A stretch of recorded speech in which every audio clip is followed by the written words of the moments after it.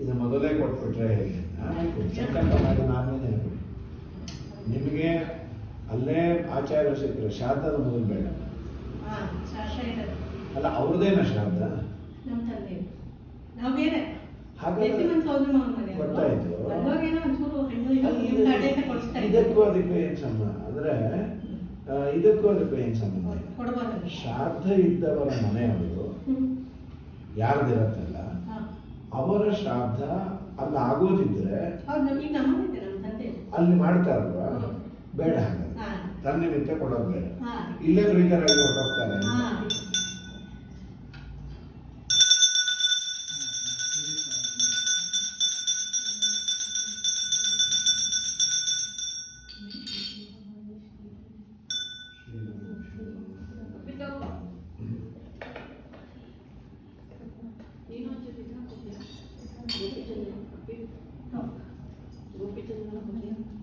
ಶ್ರೀಗುರುಭ್ಯೋ ನಮಃ. ಹರಿ ಓಂ. ಆಪಾದಮೌಲಿಪರ್ಯಂತಂ ಗುರುಣಾಂ ಆಕೃತಿಂ ಸ್ಮರೇತ್ ತೇನ ವಿಘ್ನಾಃ ಪ್ರಣಶ್ಯಂತಿ ಸಿದ್ಧ್ಯಂತಿ ಚ ಮನೋರಥಾಃ. ಟೆಂಪರರಿಯಾಗಿ ಬೇಕಾದ್ರೆ ಇದನ್ನೊಂಚೂರು ಆ ಕಡೆ ತಳ್ಳಿರಿ, ಈಸಿ ಟು. ಆಮೇಲೆ ಬೇಕಾದ್ರೆ ಅಲ್ವಾ ಓಡಾಡಬಹುದು, ನೀವು ಸುಖವಾಗಿ ಓಡಾಡಬಹುದು. ಹುಷಾರು. ಟೆಂಪರರಿ. ಶ್ರೀ ಗುರುಭ್ಯೋ ನಮಃ. ಹರಿ ಓಂ. ಆಪಾದಮೌಲಿಪರ್ಯಂತಂ ಗುರುಣಾಂ ಆಕೃತಿಂ. ಇನ್ನೊಂಚೂರು ಮುಂತಾನೆ ಬೇಕಾದ್ರೆ ಅದನ್ನ ತಗೊಂಡು ಸಾಕು. ಗುರುಣಾಂ ಆಕೃತಿಂ ಸ್ಮರೇತ್ ತೇನ ವಿಘ್ನಾಃ ಪ್ರಣಶ್ಯಂತಿ ಸಿದ್ಧ್ಯಂತಿ ಚ ಮನೋರಥಾಃ. ಸೃಷ್ಟಿಸ್ಥಿತ್ಯಪ್ಯಯಃ ನಿಯತಿದುಹಿತಮೋ ಬಂಧಮೋಕ್ಷಾಶ್ಚ ಯಸ್ಮಾತ್ ಅಸ್ಯ ಶ್ರೀ ಬ್ರಹ್ಮರುದ್ರ ಪ್ರಭೃತಿಸುರನರದ್ವೀಷಯತ್ರಾತ್ಮಕಸ್ಯ ವಿಷ್ಣೋರ್ವ್ಯಸ್ತಾಃ ಸಮಸ್ತಾಃ ಸಕಲಗುಣನಿಧಿಃ ಸರ್ವದೋಷೋ ವ್ಯಪೈತಃ ಪೂರ್ಣಾನಂದಾವ್ಯಯೋ ಯೋ ಗುರುರಪಿ ಪರಮಃ ಚಿಂತಯೇತಂ ಮಹಾಂತಂ. ಜನ್ಮಾದ್ಯಸ್ಯ ಯತೋನ್ಮಯಾದಿತರತಶ್ಚಾರ್ಥೇಷ್ವವಿಘ್ನೇಶ್ವರಾಟ್ ತೇನೇ ಬ್ರಹ್ಮಹೃದಯಾದಿಕಮಯೇ ಮುಖ್ಯಂತಿ ಯಂ ಸೂರಯಃ. ತೇಜೋವಾನಿ ಮೃದಾಂ ಯಥಾ ವಿನಿಮಯೋ ಯತ್ರ ತ್ರಿಸರ್ಗೋ ಮೃಷಾ ಧಾಮ್ನಾ ಸ್ವೇನ ಸದಾ ನಿರಸ್ತಕುಹಕಂ ಸತ್ಯಂ ಪರಂ ಧೀಮಹಿ. ಅಭ್ರಮಂ ಭಗ್ನರಹಿತಂ ಅಜರಂ ವಿಮಲಂ ಸದಾ ಆನಂದತೀರ್ಥಮತುಲಂ ಭಜೆ ತಾಪತ್ರಯಾಪಹಂ. ಪೂಜ್ಯಾಯ ರಾಘವೇಂದ್ರಾಯ ಸತ್ಯಧರ್ಮರತಾಯ ಚ ಭಜತಾಂ ಕಲ್ಪವೃಕ್ಷಾಯ ನಮತಾಂ ಕಾಮಧೇನವೇ. ಸತ್ಯಾಭಿಜ್ಞಕರಾಬ್ಜೋತ್ಥಾನ್ ಪಂಚಾಶದ್ವರ್ಷಪೂಜಕಾನ್ ಸತ್ಯಪ್ರಮೋದತೀರ್ಥಾರ್ಯಾನ್ ನೌಮಿನ್ಯಾಯ ಸುಧಾರತಾನ್ ಸ್ವಚ್ಛೇತ್ರಚೇತರತಾನ್. ಅಖಿಲ ಸನ್ಮಂಗಲಾನಿ ಭವಂತು ಸಮ್ಯಕ್ ಶ್ಲೋಕೈಕಶ್ರವಣಪಠನಮಾತ್ರೇಣ ವಕ್ತುಶ್ಚ ಶ್ರೋತॄಣಾಂ ನಿಖಿಲ ಕನಿಕೃತಕಲ್ಮಷಾಪನೋದನ ಪಡುತನೆ ಧರ್ಮಾದ್ಯಗಳ ಪುರುಷಾರ್ಥ ಸಾಧನೀಭೂತೆ ಶ್ರೀಮದ್ಭಾಗವತ ಮಹಾಪುರಾಣೆ ಅದ್ಯ ಕಥಾ ಪ್ರಾರಂಭೆ ಸತಿ ಕಿಂಚಿತ್ ಪೂರ್ವಕಥಾನುವಾದಃ. ಭಗವಂತ ಮನುಷ್ಯ ಜನ್ಮವನ್ನು ಕೊಟ್ಟಾಗ ಅದರದೇ ಆದ ಕೆಲವು ನೀತಿ ನಿಯಮಗಳನ್ನು ದೇವರು ಎಕ್ಸ್ಪೆಕ್ಟ್ ಮಾಡ್ತಾನೆ. ತನಗಾಗಿ ಅಲ್ಲ, ನಮ್ಮ ಆತ್ಮೋದ್ಧಾರಕ್ಕಾಗಿ. ನಾನು ದೇವರ ಪೂಜೆಯನ್ನು ಮಾಡಿದರೂ ದೇವರಿಗೆ ಏನು ಲಾಭ ಇಲ್ಲ, ಬಿಟ್ಟರೂ ಏನು ಲಾಭ ಇಲ್ಲ. ನಾನು ವ್ರತ ನಿಯಮಗಳನ್ನು ಮಾಡುವುದರಿಂದ ದೇವರಿಗೆ ಯಾವ ಗೇಯ್ನೂ ಇಲ್ಲ, ಲಾಸೂ ಇಲ್ಲ. ನನಗಾಗಿ ನಾನು ಮಾಡಿಕೊಳ್ಳೋದು. ನಿನ್ನ ಆತ್ಮೋದ್ಧಾರ ಆಗಬೇಕು ಅಂದರೆ ಇದು ಸಿಲೆಬಸ್ಸು, ಇದನ್ನು ನೀನು ಫಾಲೋ ಮಾಡುವಂತ ದೇವರು ಹೇಳಿಕೊಟ್ಟಿಯಾನೆ. ಅದು ಇನ್ಯಾವ ಪ್ರಾಣಿಗಳಿಗೂ ಸಾಧ್ಯ ಇಲ್ಲ. ಮನುಷ್ಯನಾಗಿ ಹುಟ್ಟಿದಾಗ ನಾನಾ ತರಹದ ತೊಂದರೆಗಳಿಗೆ ಒಳಗಾಗ್ತೀವಿ. 3 ಅವಸ್ಥೆಯನ್ನು ಹೇಳಿ, ಗರ್ಭದಲ್ಲಿ ಇದ್ದಾಗ, ಆಮೇಲೆ ಹುಟ್ಟಿದ ಮೇಲೆ, ಆಮೇಲೆ ಹೋದ ಮೇಲೆ. ಗರ್ಭದಲ್ಲಿ ಒಂದೇ ಭಂಗಿಯಲ್ಲಿ ಕೂತಿರಬೇಕು. ದೇಖ್ಯನ್ನ ದೇಹ ವಿವರೇ ಜಠರಾಗ್ನಿನಾಸ ವಿಣ್ಮೂತ್ರ ಕೂಪ ಪತಿತಃ ವೃಷಭಕ್ತ ದೇಹ. ಮಲಮೂತ್ರದ ಬಾವಿಯಲ್ಲೇ ಇರ್ತೇವೆ. ತಾಯಿಯಿಂದ ಆಹಾರವೇ ಸಪ್ಲೈ ಆಗೋದು. ಏನೋ ನಮ್ಮ ಪುಣ್ಯ ಚೆನ್ನಾಗಿದ್ದು ತಾಯಿ ಒಳ್ಳೆ ಅನ್ನ ಆಹಾರ ತೆಗೆದುಕೊಂಡ್ರೆ ಪರವಾಗಿಲ್ಲ. ಇಲ್ಲಾಂದರೆ ತುಂಬ ಮಗುವಿಗೆ ಹಸಿವೆ, ಅದು ಗ್ರೋತ್ ಸರಿ ಇರೋದಿಲ್ಲ. ಇವತ್ತೆಲ್ಲ ಸುದೈವದಿಂದ ಮಕ್ಕಳ ಸಂಖ್ಯೆಯೂ ಕಮ್ಮಿ, ಎಲ್ಲರಿಗೂ ಸ್ವಲ್ಪ ಫೈನಾನ್ಷಿಯಲ್ ಅಫೋರ್ಡಬಿಲಿಟಿ ಇದೆ. ಹಿಂದೆಲ್ಲ ಮಕ್ಕಳ ಸಂಖ್ಯೆ ಜಾಸ್ತಿ, ಹಣ ಕಮ್ಮಿ. ಗರ್ಭಿಣಿ ಆದರೆ ಪಾಪ ಭಿಕ್ಷೆ ಬೇಡೋರಂತ, ಅವ್ರು ಇವರನ್ನ ನಿಮ್ಮ ಮನೆಯಲ್ಲಿ ರಾತ್ರಿ ಉಳಿದಿದ್ದು ನಂಗೆ ಕೊಡ್ರಿ, ಬಿಸಾಕೋದನ್ನು ಕೊಡಿ ಅಂತ. ಅವರು ರಾತ್ರಿ ಅದು ಒಂದು ದಿವಸದ್ದಾದರೆ ಓಕೆ, 6-7 ತಿಂಗಳು ಕಮಿಟ್ ಆಗೋದು ಅಂತಂದರೆ ಅದೊಂದು ಸಮಸ್ಯೆ. ನಮ್ಮ ಮನೆಯಲ್ಲಿ ರಾತ್ರಿ 11:30-12 ಆಗುತ್ತೆ ಎಲ್ಲರದು ಊಟ ಆಗುವ ಹೊತ್ತಿಗೆ. ಆಮೇಲೆ ನೀನು ಬಾ ಅಂತ 11:30ವರೆಗೂ ಒಂದು ತುತ್ತನ್ನಕ್ಕೆ ಕಾದ ತಾಯಂದಿರು ತುಂಬ ಇದ್ದಾರೆ ಪಾಪ. ಅದು ಸಿಕ್ಕರೆ ಸಾಕು ನನ್ನ ಮಗು ಬೆಳೀಲಿ. ತುಂಬ ಕಠಿಣ ಇತ್ತು ಪರಿಸ್ಥಿತಿ. ಇವತ್ತು ತುಂಬ ಸುಖವಾಗಿದೆ. ವಿಜಯರಾಯರು ಹೇಳ್ತಾರೆ ಅವತ್ತಿನ ಪರಿಸ್ಥಿತಿಯನ್ನ, ಅವರ ಪರಿಸ್ಥಿತಿ ಪ್ರಾಯ ಎಲ್ಲರದ್ದು ಹಾಗೆ ಇತ್ತು. ಸಂಜೆ ತನಕ ಇದ್ದು ಸಣ್ಣ ಸೌಟಿನ ತುಂಬ ಗಂಜಿ ಕಾಣದೆ ಬಳಲಿದೆನೋ, ವ್ಯಂಜನ ಮೊದಲಾದ ನಾನಾ ಸುಭಕ್ಷಗಳ ಭುಂಜಿಸುವುದು ಮತ್ತೇನೋ, ನಿನ್ನ ಒಲುಮೆಯಿಂದ ನಿಖಿಳ ಜನರು ಬಂದು ಮನ್ನಿಸುವರು ಮಹಾರಾಯ. ಎನ್ನ ಪುಣ್ಯಗಳಿಂದ ಈ ಪರಿಯುಂಟೇನೋ, ನಿನ್ನದೇ ಸಕಲ ಸಂಪತ್ತು. ಬಟ್ಟೆಗತಿ ಇರಲಿಲ್ಲಂತೆ ಬಾಬು. ಮಗು ಏನಾದರೂ ಹೊಲಸು ಮಾಡಿಕೊಂಡ್ರೆ ಅದನ್ನೇ ಆ ತಾಯಿಯ ಹೆಸರಲ್ಲಿ ಪಿಂಡವನ್ನು ಇಡಿಸ್ಬೇಕಾದ್ರೆ 16 ಮಂತ್ರಗಳನ್ನು ಹೇಳ್ತಾರೆ. ನಾನು ಹುಟ್ಟೋ ಮುಂಚೆ ಊರವ್ರ ಕೈಲೆಲ್ಲ ಬಯಸಿಕೊಂಡು ಅದಕ್ಕೆ ನಾನು ಕಾರಣ ಆದೆ, ಆ ಋಣ ನನ್ನ ಮೇಲೆ ಇದೆ, ಅದಕ್ಕಾಗಿ ಒಂದು ಪಿಂಡವನ್ನು ಇಡ್ತೇನೆ. ನಿನಗೆ ಬಯಕೆ ಸಂಕಟ ಆದಾಗ ಏನೂ ಸೇರ್ತಾ ಇರಲಿಲ್ಲ, ಆದರೂ ಮನೆ ಕೆಲಸ ಬಿಡೋ ಹಾಗಿಲ್ಲ. 50 ಜನದ ಅಡಿಗೆ, ಎಲ್ಲೋ ನೀರು ತರಬೇಕು, ಬಾವಿಯಲ್ಲೋ ಕೆರೆಯಲ್ಲೋ, 4-6 ಕೊಡವನ್ನು ಒಟ್ಟೊಟ್ಟಿಗೆ ಹೊತ್ತಿಕೊಂಡು ಬರ್ತಾ ಇದ್ದಿ. ನಿಧಾನಕ್ಕೆ ಕೆಲಸ ಮಾಡಿಕೊಂಡು ನನ್ನನ್ನು ಹಡೆದೆಯಲ್ಲ. ತಸ್ಯ ನಿಷ್ಕ್ರಮಣಾರ್ಥಾಯ ಗರ್ಭಸ್ಥೆ ಗಮನೆ ದುಃಖೆ ವಿಷಮೇ ಭೂರಿವರ್ತ್ವನಿ. ಅದಕ್ಕೊಂದು ನಿನಗೆ ಪಿಂಡವನ್ನು ಇಡ್ತೇನೆ. ದಿನೇ ದಿನೇ ಗರ್ಭದಲ್ಲಿ ಬೆಳೆದೆ. ಆ ಬೆಳೆದಾಗ ನಿನಗೆ ನಾನಾ ತರಹದ ರಿಸ್ಟ್ರಿಕ್ಷನ್ಸ್. ಮೊದಲಿನಂತೆ ಕೆಲಸ ಮಾಡೋಕ್ಕಾಗೋದಿಲ್ಲ, ತಿರುಗೋದು ಮಾಡೋದು ಕಷ್ಟ ಮಲಗಿದಾಗ. ಇದರ ಜೊತೆಯಲ್ಲಿ ಆವತ್ತಿನ ವೈದ್ಯಕೀಯ ಶಾಸ್ತ್ರ ಏನು ಹೇಳೋರೋ ಒಂದು ಲಿಮಿಟೇಷನ್ಸ್ ಇತ್ತು. ನೀನು ಉಪ್ಪು ತಿನ್ನಬೇಡ, ಖಾರ ತಿನ್ನಬೇಡ, ಎಷ್ಟದು 4-5 ತಿಂಗಳು ಮಗುವಿಗಾಗಿ ಎಲ್ಲ ಬಿಟ್ಟು ನನಗಾಗಿ. ಆಮೇಲೆ ಹಡಿಯೋ ಕಾಲಕ್ಕಂತೂ ಹೇಳೇ ಬಿಡೋರಂತೆ, ದೊಡ್ಡ ಜೀವ ಬೇಕೋ ಚಿಕ್ಕ ಜೀವ ಬೇಕೋ, ಆಪ್ಷನ್ ಅದು. ದೊಡ್ಡವಳು ಉಳಿಯೋ ಥರ ಇಲ್ಲ. 5-7-8 ತುಂಬ ವೀಕ್ ಆಗಿದ್ದಾಳೆ, 7ನೇದೋ 8ನೇದೋ ಮಗು ಇದು. ಪಾಪ ಕಂಡ ದೇವರಿಗೆ ಕೈ ಮುಗಿದು, ದೇವರೇ ಇದೊಂದ್ಸಲಿ ನಾನು ಉಳಿಸ್ಬಿಡು. ಅದು ನನಗೆ ತುಂಬ ವರ್ಷ ಆಯುಷ್ಯ ಹಾಕಬೇಡ, ಒಂದು 3 ವರ್ಷ ಕೊಡು ಸಾಕು. ನನ್ನ ದೊಡ್ಡ ಮಗಳಿಗೆ ಜಡೆ ಹಾಕುವಷ್ಟು, ಅವಳ ತಂಗಿಯರನ್ನು ನೋಡ್ಕೊಂಬಷ್ಟಾದರೆ ಸಾಕು, ಆಮೇಲೆ ನಾನು ಕರ್ಕೊಂಡೋಗು. ಹೀಗೆ ದೇವರ ಹತ್ರ ಗ್ಯಾಮ್ಲಿಂಗು. ದೇವ್ರು ಕೇಳೋದು ಏನು ಕೊಡ್ತಿ ಅಂತ ಇವಳ ಅಸಂಪ್ಷನ್ಸು.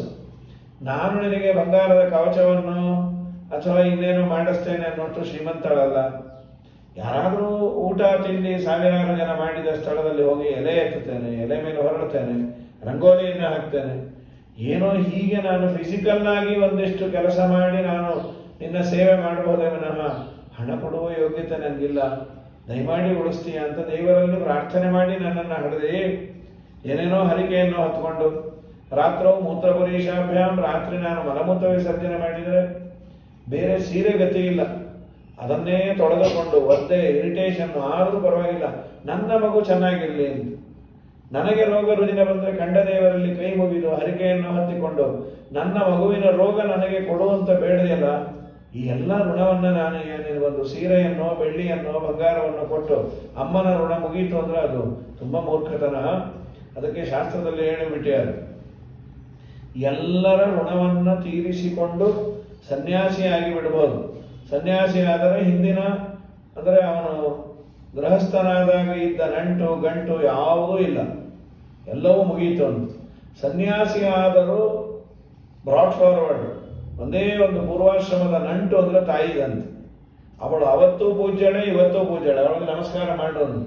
ನಿನ್ನನ್ನು ಗರ್ಭದಲ್ಲೇ ಇಟ್ಕೊಂಡು 9 ತಿಂಗಳು ನಿನಗೆ ಅನ್ನ ಆಹಾರವನ್ನು ಕೊಟ್ಟು ಪೋಷಣೆ ಮಾಡಿದ್ದು, ಆಮೇಲೆ ಒಡಲಲ್ಲಿ ಕಟ್ಟಿಕೊಂಡು ಕಂಡವರ ಕೈಲೆಲ್ಲ ಬಯಸಿಕೊಂಡು ಕೆಲಸ ಕಾರ್ಯ ಮಾಡಿ ನಿನಗೆ ಹಾಲನ್ನು ಹಗಲು ರಾತ್ರಿ ಕೊಟ್ಟು ರೋಗ ರುಜಿನಾದಾಗ ಕಂಡ ಡಾಕ್ಟರ್ ಹತ್ರ ಓಡಿ ಹೋಗಿ ಏನೋ ಮಾಡಿ ಕಡೆಗೆ ಆ ಮಗ ಇವಳೊಟ್ಟಿಗೆ ಇಲ್ಲದೆ ಓಡಿ ಹೋದರೆ ತಾಯಿ ಅನ್ನೋದೇನಂದ್ರೆ ಹೋಗ್ಲಿ ಬಿಡ್ರಿ, ಅವನ ಜೊತೆ ಇರೋ ಭಾಗ್ಯ ನಂಗಿಲ್ಲ, ಅವನೆಲ್ಲಾದ್ರೂ ಚೆನ್ನಾಗಿರ್ಲಿ ಅಂತ. ಹಾಗಾಗಿ ತುಂಬಾ ದೊಡ್ಡ ಋಣ ಇದೆಯಪ್ಪ. ತಸ್ಯ ನಿಷ್ಕ್ರಮಣಾರ್ಥ ಇವೇ ಪಿಂಡ ಇಡೋದು. ತಾಯಿ ಹೋದಾಗ ಅದರಲ್ಲೂ ಮಾತೃಗಯ ಅನ್ನೋ ಕಡೆ ಈ 16 ಪಿಂಡವನ್ನ ಇಟ್ಟು ಬಂದ್ರೆ ಮಾತೃ ಷೋಡಶಿ ಅಂತ. ಇಷ್ಟೆಲ್ಲ ನಮಗೆ ಯಾವಾಗ ಅಂದ್ರೆ ಹುಟ್ಟಿದ್ದಾರೆ. ಅದಕ್ಕೆ ದೇವರನ್ನ ಕೇಳೋದು prevention is better than cure ಅಂತ. ಹುಟ್ಟನ್ನೇ ಕೊಡಬೇಡ ಅಂತ. ಹುಟ್ಟನ್ನೇ ಕೊಡಬೇಡ ಅಂತ ನಾವು ಅಪ್ಲಿಕೇಶನ್ ಹಾಕಿದ ಕೂಡಲೇ ದೇವರು ಅದನ್ನ ಸ್ಯಾಂಕ್ಷನ್ ಮಾಡೋದಿಲ್ಲ. ಹುಟ್ಟನ್ನೇ ಕೊಡದೇ ಇರುವಷ್ಟು ಏನಾದರೂ ಪುಣ್ಯವನ್ನ ನೀನು ಮಾಡಿದ್ಯಾ, ನೀನು ಪುಣ್ಯವಂತನಾದ್ರೆ ನಿನಗೆ ಜನ್ಮವನ್ನ ನಾನು ಕೊಡೋದಿಲ್ಲ. ಆ ಪುಣ್ಯ ಸಂಪಾದನೆ ಮಾಡಲಿಕ್ಕೆ, ಆ ತಿಳುವಳಿಕೆಯನ್ನು ಸಂಪಾದನೆ ಮಾಡಲಿಕ್ಕೆ ಯೋಗ್ಯವಾದದ್ದು ಈ ಜನ್ಮ.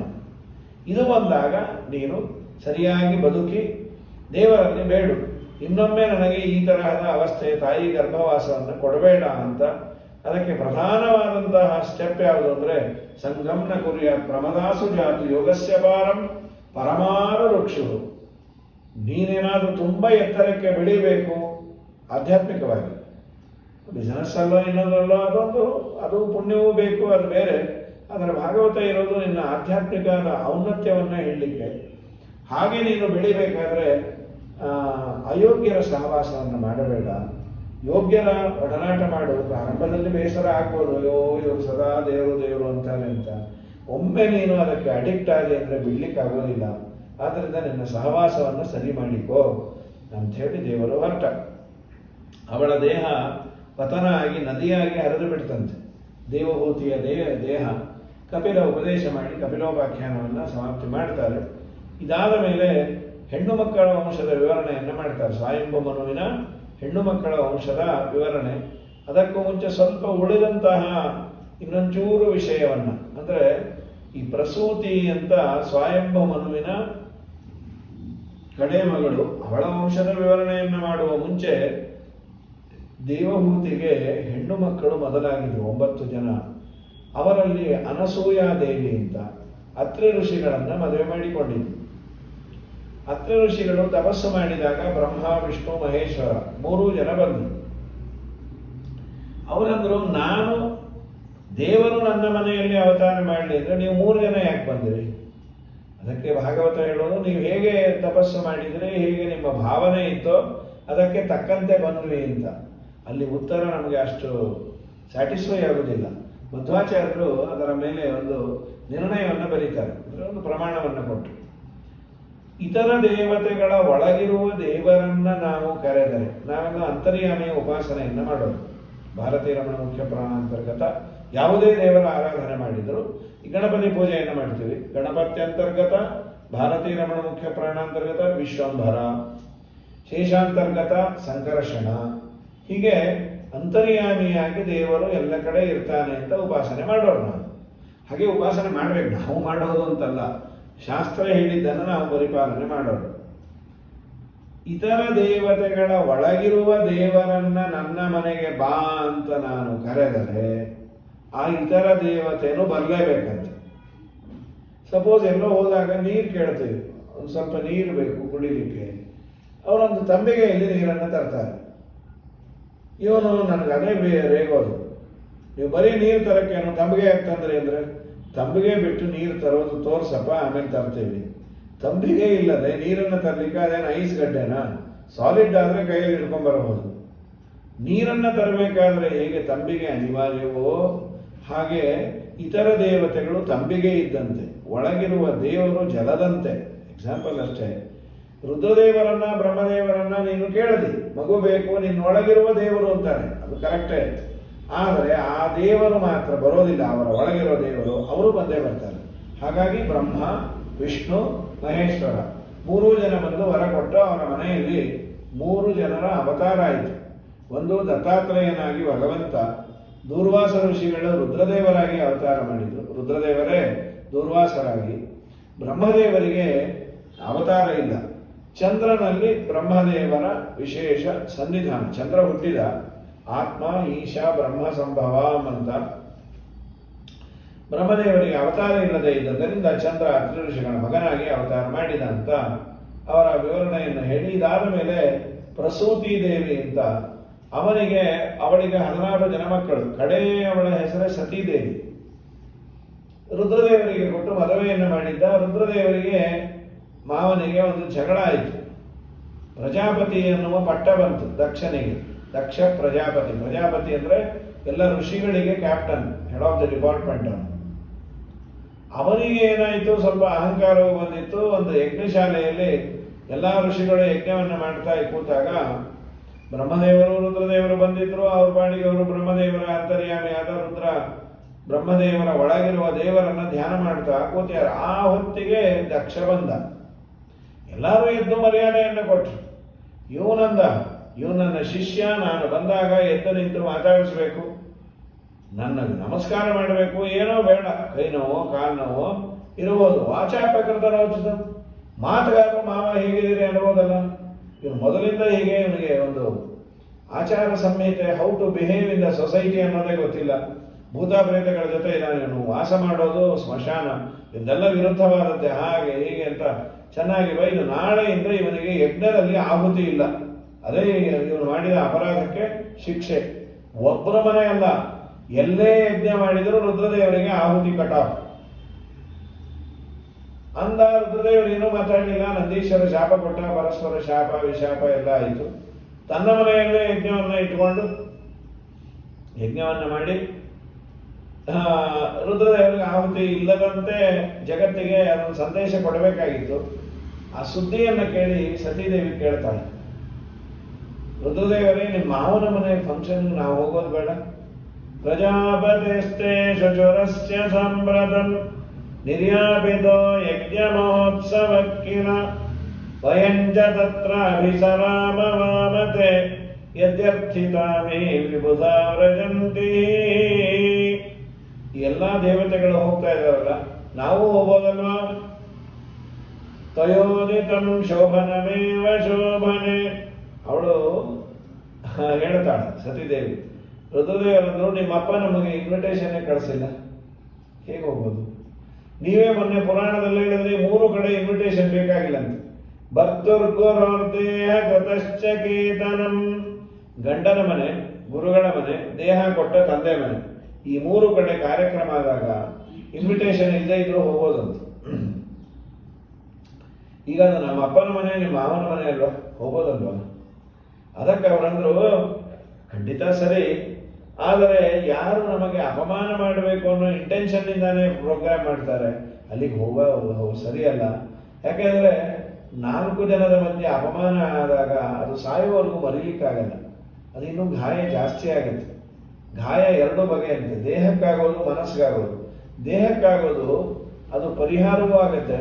ಪರಿಹಾರ ಆಗದ ಗಾಯ, ಯುದ್ಧದಲ್ಲಿ ಒಬ್ಬ ಸೈನಿಕ ತನ್ನ ಕೈಯನ್ನು ಕಾಲನ್ನು ಕಳ್ಕೊಂಡ, ಸರಿ ಅವನಿಗೆ ವಾಲಂಟರಿ ರಿಟೈರ್ಮೆಂಟ್ ಕೊಟ್ಟು ಏನೇನು ಕೊಡೋರು ಎಲ್ಲ ಕೊಟ್ಟು ಕಳಿಸ್ತಾರೆ. ಸ್ಟಿಲ್ ಅವನು ಕೈಯೋ ಕಾಲೋ ಇಲ್ಲದೆ ಇದ್ದದ್ದು ಅದೊಂದು ನ್ಯೂನತೆಯೇ, ಅದೇನು ಅಷ್ಟು ಸುಲಭ ಅಲ್ಲ ಮ್ಯಾನೇಜ್ ಮಾಡೋದು. ಬಟ್ ಅವನಿಗೆ 10 ಕಡೆ ಸನ್ಮಾನ ಮಾಡ್ತಾರೆ. ನಮ್ಮ ದೇಶಕ್ಕಾಗಿ ಕೈಯನ್ನೇ ಅರ್ಪಣೆ ಮಾಡಿದವನು, ನಮ್ಮ ದೇಶಕ್ಕಾಗಿ ಕಾಲನ್ನ ಅರ್ಪಣೆ ಮಾಡಿದವನು ಸನ್ಮಾನ ಮಾಡಿ ಅವನಿಗೆ ಆಗಾಗ ವರ್ಷಕ್ಕೊಂದ್ಸಲಿ ಆಗಸ್ಟ್ 15 ಅಥವಾ ಈ ಇನ್ನೊಂದು ರಿಪಬ್ಲಿಕ್ ಡೇನೋ ಸನ್ಮಾನ ಮಾಡ್ತಾರೆ. ಅವನು ಅನ್ಕೋತಾನೆ ಕೈಕಾಲು ಹೋದ್ರೇನೆ ಇಷ್ಟು ಬೆಲೆನಾ ಅಂತ. ನಮ್ಮ ದೇಶಕ್ಕೆ ಒಲಿಂಪಿಕ್ಸ್ ಅಲ್ಲಿ ನೆಟ್ಗಿರೋರ್ಗಿನ್ನ ಯಾರಿಗೆ ಸರಿಯಾಗಿಲ್ಲ ಅವರಿಂದಲೇ ಗೋಲ್ಡ್ ಮೆಡಲ್, ಅದು ಪ್ಯಾರಾ ಒಲಿಂಪಿಕ್ಸ್ ಅಂತ ಮಾಡಿದಾಗ ಅವರಿಂದ ತುಂಬ ಬರುತ್ತೆ. ಇಲ್ಲಿ ಹಾಗಾಗೋದು ಬೇಕು ಅಂತಲ್ಲ. ಅಂತೂ ಜೀವನದಲ್ಲಿ ಕೈಯೋ ಕಾಲನ್ನು ಒಂದು ನಿಮಿತ್ತದಿಂದ ಅವನು ಕಳೆದುಕೊಂಡಿದ್ದ ಒಬ್ಬರ ರಕ್ಷಣೆಗಾಗಿ ಅಂದ್ರೆ ಅದೊಂದು ಹೆಮ್ಮೆ ಪಡೋ ವಿಷಯ. ಅದೇ ನೋವಾದ್ರೆ ಹೃದಯಕ್ಕೆ ಸಾಯೋವರೆಗೂ ಬರೀಲಿಕ್ಕಾಗಲ್ಲ. ಬೇಡ ಸತಿ, ನಿಮ್ಮ ಅಪ್ಪನ ಮನೆಗೆ ಹೋಗಬೇಡ, ಏನು ಹೇಳಿದ್ರು ಕೇಳಲಿಲ್ಲ, ಹೋಗಿ ಬರ್ತೇನೆ ಎಂದು. ರುದ್ರದೇವರು ಗೊತ್ತಾಯ್ತು, ಇವತ್ತು ಇವಳು ಸಾಯ್ತಾಳೆ, ನನ್ನ ಮನೆಯಲ್ಲೇ ಇದ್ರೆ ನಾನು ಕಳಿಸಿಲ್ಲ ಅನ್ನೋ ವೇದನೆಯಿಂದ ಸಾಯ್ತಾಳೆ, ನನಗೂ ಅಪಕೀರ್ತಿ, ಪೊಲೀಸ್ ಕೇಸು ನಮ್ಮ ತಲೆ ಮೇಲೆ ಬರ್ತಾವೆ, ಅಲ್ಲೇ ಹೋಗಲಿ ಅಂತ ಹೇಳಿ ಬಿಟ್ಬಿಟ್ರು. ಒಂದು 4 ಪಿಶಾಚಿಯನ್ನು ಕೊಟ್ಟು ಕಳಿಸಿದ್ರು. ಅಪಮಾನ ಆಯಿತು, ಅವಳು ಪ್ರಾಣವನ್ನೇ ಬಿಟ್ಬಿಟ್ರು. ನನ್ನ ಗಂಡ ಎಲ್ಲಿ, ನೀನೆಲ್ಲಿ, ನಿನ್ನ ಯೋಗ್ಯತೆ ಎಲ್ಲಿ?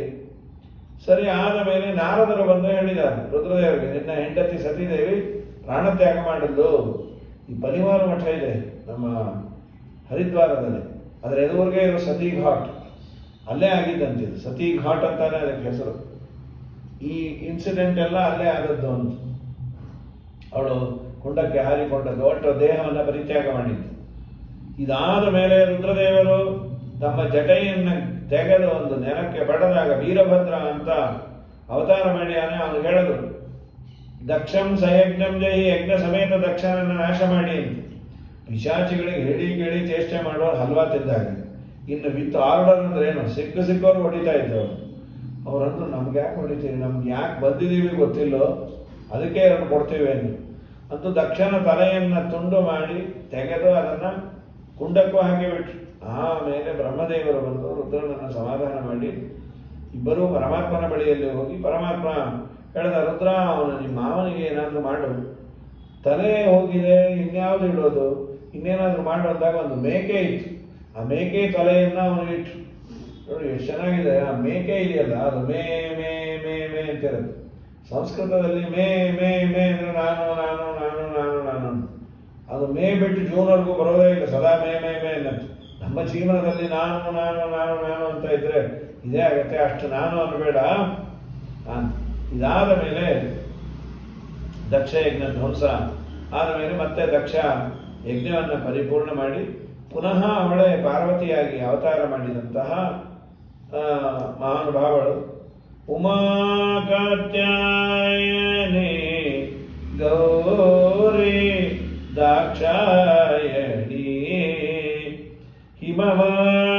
ಹಿಮವತನಗಿರಿಯ ಕುಮಾರಿ ರಮಯ ರಸನ ಪದ ಕಮಲ ಮಧುಪ ನಿತ್ಯ ಅಮರವಂದಿತ ಗಜಗಮನೆ ಭವಾನಿ ಪನ್ನಗಧರ ನಾರಾಣಿ ಪರಮ ಪಾವನಿ ಉನ್ನತ ಗುಣಗಣ ಶ್ರೇಣಿ ಎನ್ನ ಮನದ ಅಭಿಮಾನಿ ದೇವತೆಯೇ ಸ್ವರ್ಣಗಿರಿ ಸಂಪನ್ನೆ ಭಾಗ್ಯನಿಧಿಯೇ ನಿನ್ನ ಮಹಿಮೆಯನ್ನು ಬಣ್ಣಿಸದ ಸಡವೆ ಭಿನ್ನಾಣದಲ್ಲಿ ನಾ ಪ್ರಸನ್ನ ವದನಳೆ ಉಮಾ ಕಾತ್ಯಾಯನಿ ಗೌರಿ.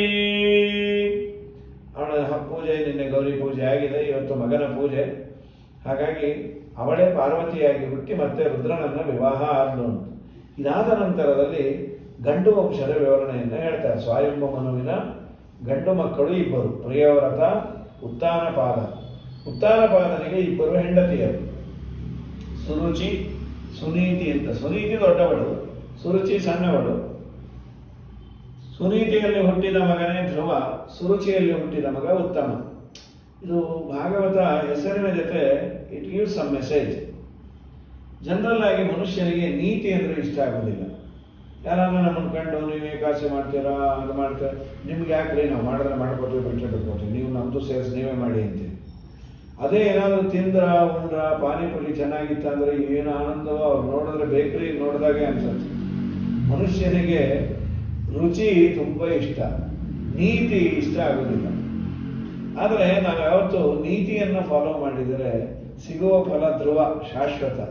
ರುಚಿಯಿಂದ ಬಿದ್ವಿ ಅಂದರೆ ಇದಕ್ಕಿನ್ನ ಚೆನ್ನದ್ದು ಅದಕ್ಕಿನ್ನ ಚೆನ್ನದ್ದು ಅಡಿಕ್ಟ್ ಆಗಿ ಒಂದಿನ ಆರೋಗ್ಯವೂ ಹಾಳಾಗುತ್ತೆ, ಪಾರತ್ರಿಕ ಲೋಕವು ನಮಗೆ ಸಿಗೋದಿಲ್ಲ. ಏನಾಗಿ ಬಿಡ್ತೇವೆ ಅಂದರೆ ನಾವೆಲ್ಲ ಉತ್ತಾನ ಪಾದರಾಗ್ತೇವಂತೆ, ಪಾದ ಮೇಲೆ ತಲೆ ಕೆಳಗೆ ವಿಚಿತ್ರವಾಗಿ ಆಗ್ತೇವೆ. ಸೊ ನೀತಿ ಸ್ವಲ್ಪ ಕಷ್ಟ ಆದರೂ ಯು ಅಡಾಪ್ಟ್ ಇಟ್, ಅದನ್ನು ನೀವು ಗೆಟ್ ಒಳ್ಳೆಯದು, ನಿನಗೆ ಫಲ ಸಿಗತ್ತೆ ಅನ್ನೋದು ಹೆಸರಿನಿಂದಲೂ ಒಂದು ಸಂಕೇತ. ಹಾಗೆ ಆಯಿತು. ಧ್ರುವರಾಜರು ಬಂದು ಅಪ್ಪನ ತೊಡೆಯ ಮೇಲೆ ಕೂಡ್ಲಿಕ್ಕೆ ಬಂದರೆ ಮಲತ ಐತಳಿಟ್ಟು, ನಿಮ್ಮಪ್ಪನ ತೊಡೆಯ ಮೇಲೆ ಕೂಡುವ ಅಧಿಕಾರ ಇರೋದು ನನ್ನ ಹೊಟ್ಟೆಯಲ್ಲಿ ಹುಟ್ಟಿರೋರು, ನೀನು ನನ್ನ ಹೊಟ್ಟೆಯಲ್ಲಿ ಹುಟ್ಟಿಲ್ಲ. ಚಿಕ್ಕಮ್ಮ ಈಗ ಹುಟ್ಟಿ ಆಗಿದೆಯಲ್ಲ, ದೇವರನ್ನೇ ಕೇಳ್ಕೊ, ಇನ್ನೊಂದ್ಸರಿ ಹುಟ್ಟಬೇಕು ಅಂದ್ರೆ ನೀನು ಸಾಯಿ ಅಂತ.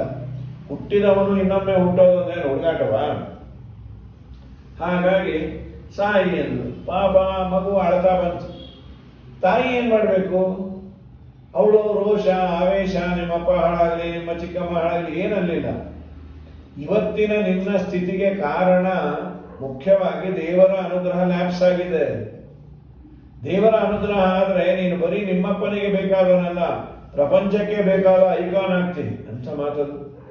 ನಮ್ಮ ಜೀವನದಲ್ಲಿ ಇದನ್ನು ಅಡಾಪ್ಟ್ ಮಾಡಿಕೊಂಡ್ರೆ ಈ ನಿಯಮ ತುಂಬಾ ಸುಖವಾಗಿರ್ತೀವಿ. ಇಲ್ಲಾಂದ್ರೆ ಸಂಸಾರದಲ್ಲಿ ಅವರಂದ್ರು ಇವರಂದ್ರು, ಇವರಂದು ಯಾರು ಅವ್ರಿಗೂ ಆಗಾಗ ಗೊತ್ತಾಗತ್ತೆ, ಅವ್ರಿಗೂ ಆಗಲಿ, ನಾನು ದೇವರ ಹತ್ರ ಪ್ರಾರ್ಥನೆ ಮಾಡೋದೇ ಅದು ಅವ್ರಿಗೆ ಹೀಗಾಗಲಿ ಅಂತ. ಅವ್ರಿಗೆ ಆದ್ರೇನು ಬಿಟ್ರೇನು. ಧ್ರುವರಾಜನ ತಾಯಿ ಅಂತ ಮಾಮಂಗಲಂಸ್ತಾದ ಪರೇಶು ಮಂಸ್ತ ಭುಂಕ್ತೆ ಜನೋ ಯತ್ಪರ ದುಃಖದಸ್ತತೆ. ಇನ್ನೊಬ್ಬರಿಗೆ ಕೆಡಕನ್ನ ಬಯಸುವ ಮನುಷ್ಯನ ನೆಮ್ಮದಿ ಯಾವತ್ತೂ ಚೆನ್ನಾಗಿರಲ್ಲಂತ. ಅದರ ಜೊತೆಯಲ್ಲಿ ಅವನಿಗಾಗತ್ತೋ ಬಿಡತ್ತೋ ಮೊದಲು ನಮಗಾಗಿ ಬಿಡತ್ತಂಥದ್ದು. ದೇವರನ್ನ ಕೇಳಬೇಕು, ನಿನ್ನ ಅನುಗ್ರಹ ಕಮ್ಮಿ ಆಗಿದೆ, ಅದಕ್ಕೆ ತಿರಸ್ಕಾರ ಆಗಿದೆ, ನೀನು ನನ್ನ ಮೇಲೆ ಅನುಗ್ರಹ ಮಾಡಿದರೆ ಪುರಸ್ಕಾರಗಳೇ ಆಗತ್ತೆ. ಧರ್ಮರಾಜನಿಗೆ ಹೇಳಿದ್ರು, ದೇವರನ್ನು ನೋಡಿಕೊಂಡು ಬಾ, ಅರಣ್ಯದಲ್ಲಿ ಇರ್ತಾನೆ. ಹೊರಟು ಬಂದೇ ಬಿಡ್ತು. 5 ವರ್ಷದ ಕೂಸು, ದೇವರ ಅನುಗ್ರಹ, ಸಣ್ಣ ಅಪಮಾನ ಇಡೀ ಜೀವನ ಟರ್ನ್ ಆಗಲಿಕ್ಕೆ ಪ್ರಯೋಜನ ಆಯಿತು. Turning point of the life ಅಂತೀವಲ್ಲ, ಇದು ಧ್ರುವರಾಜರ ಜೀವನ. ಇದು ಅಪರೂಪ ಹರಿನಾಮ ಜಪಿಸುವ ಮನುಜಗೆ ಅಪಮಾನವಾದರೆ ಒಳ್ಳೆಯದು.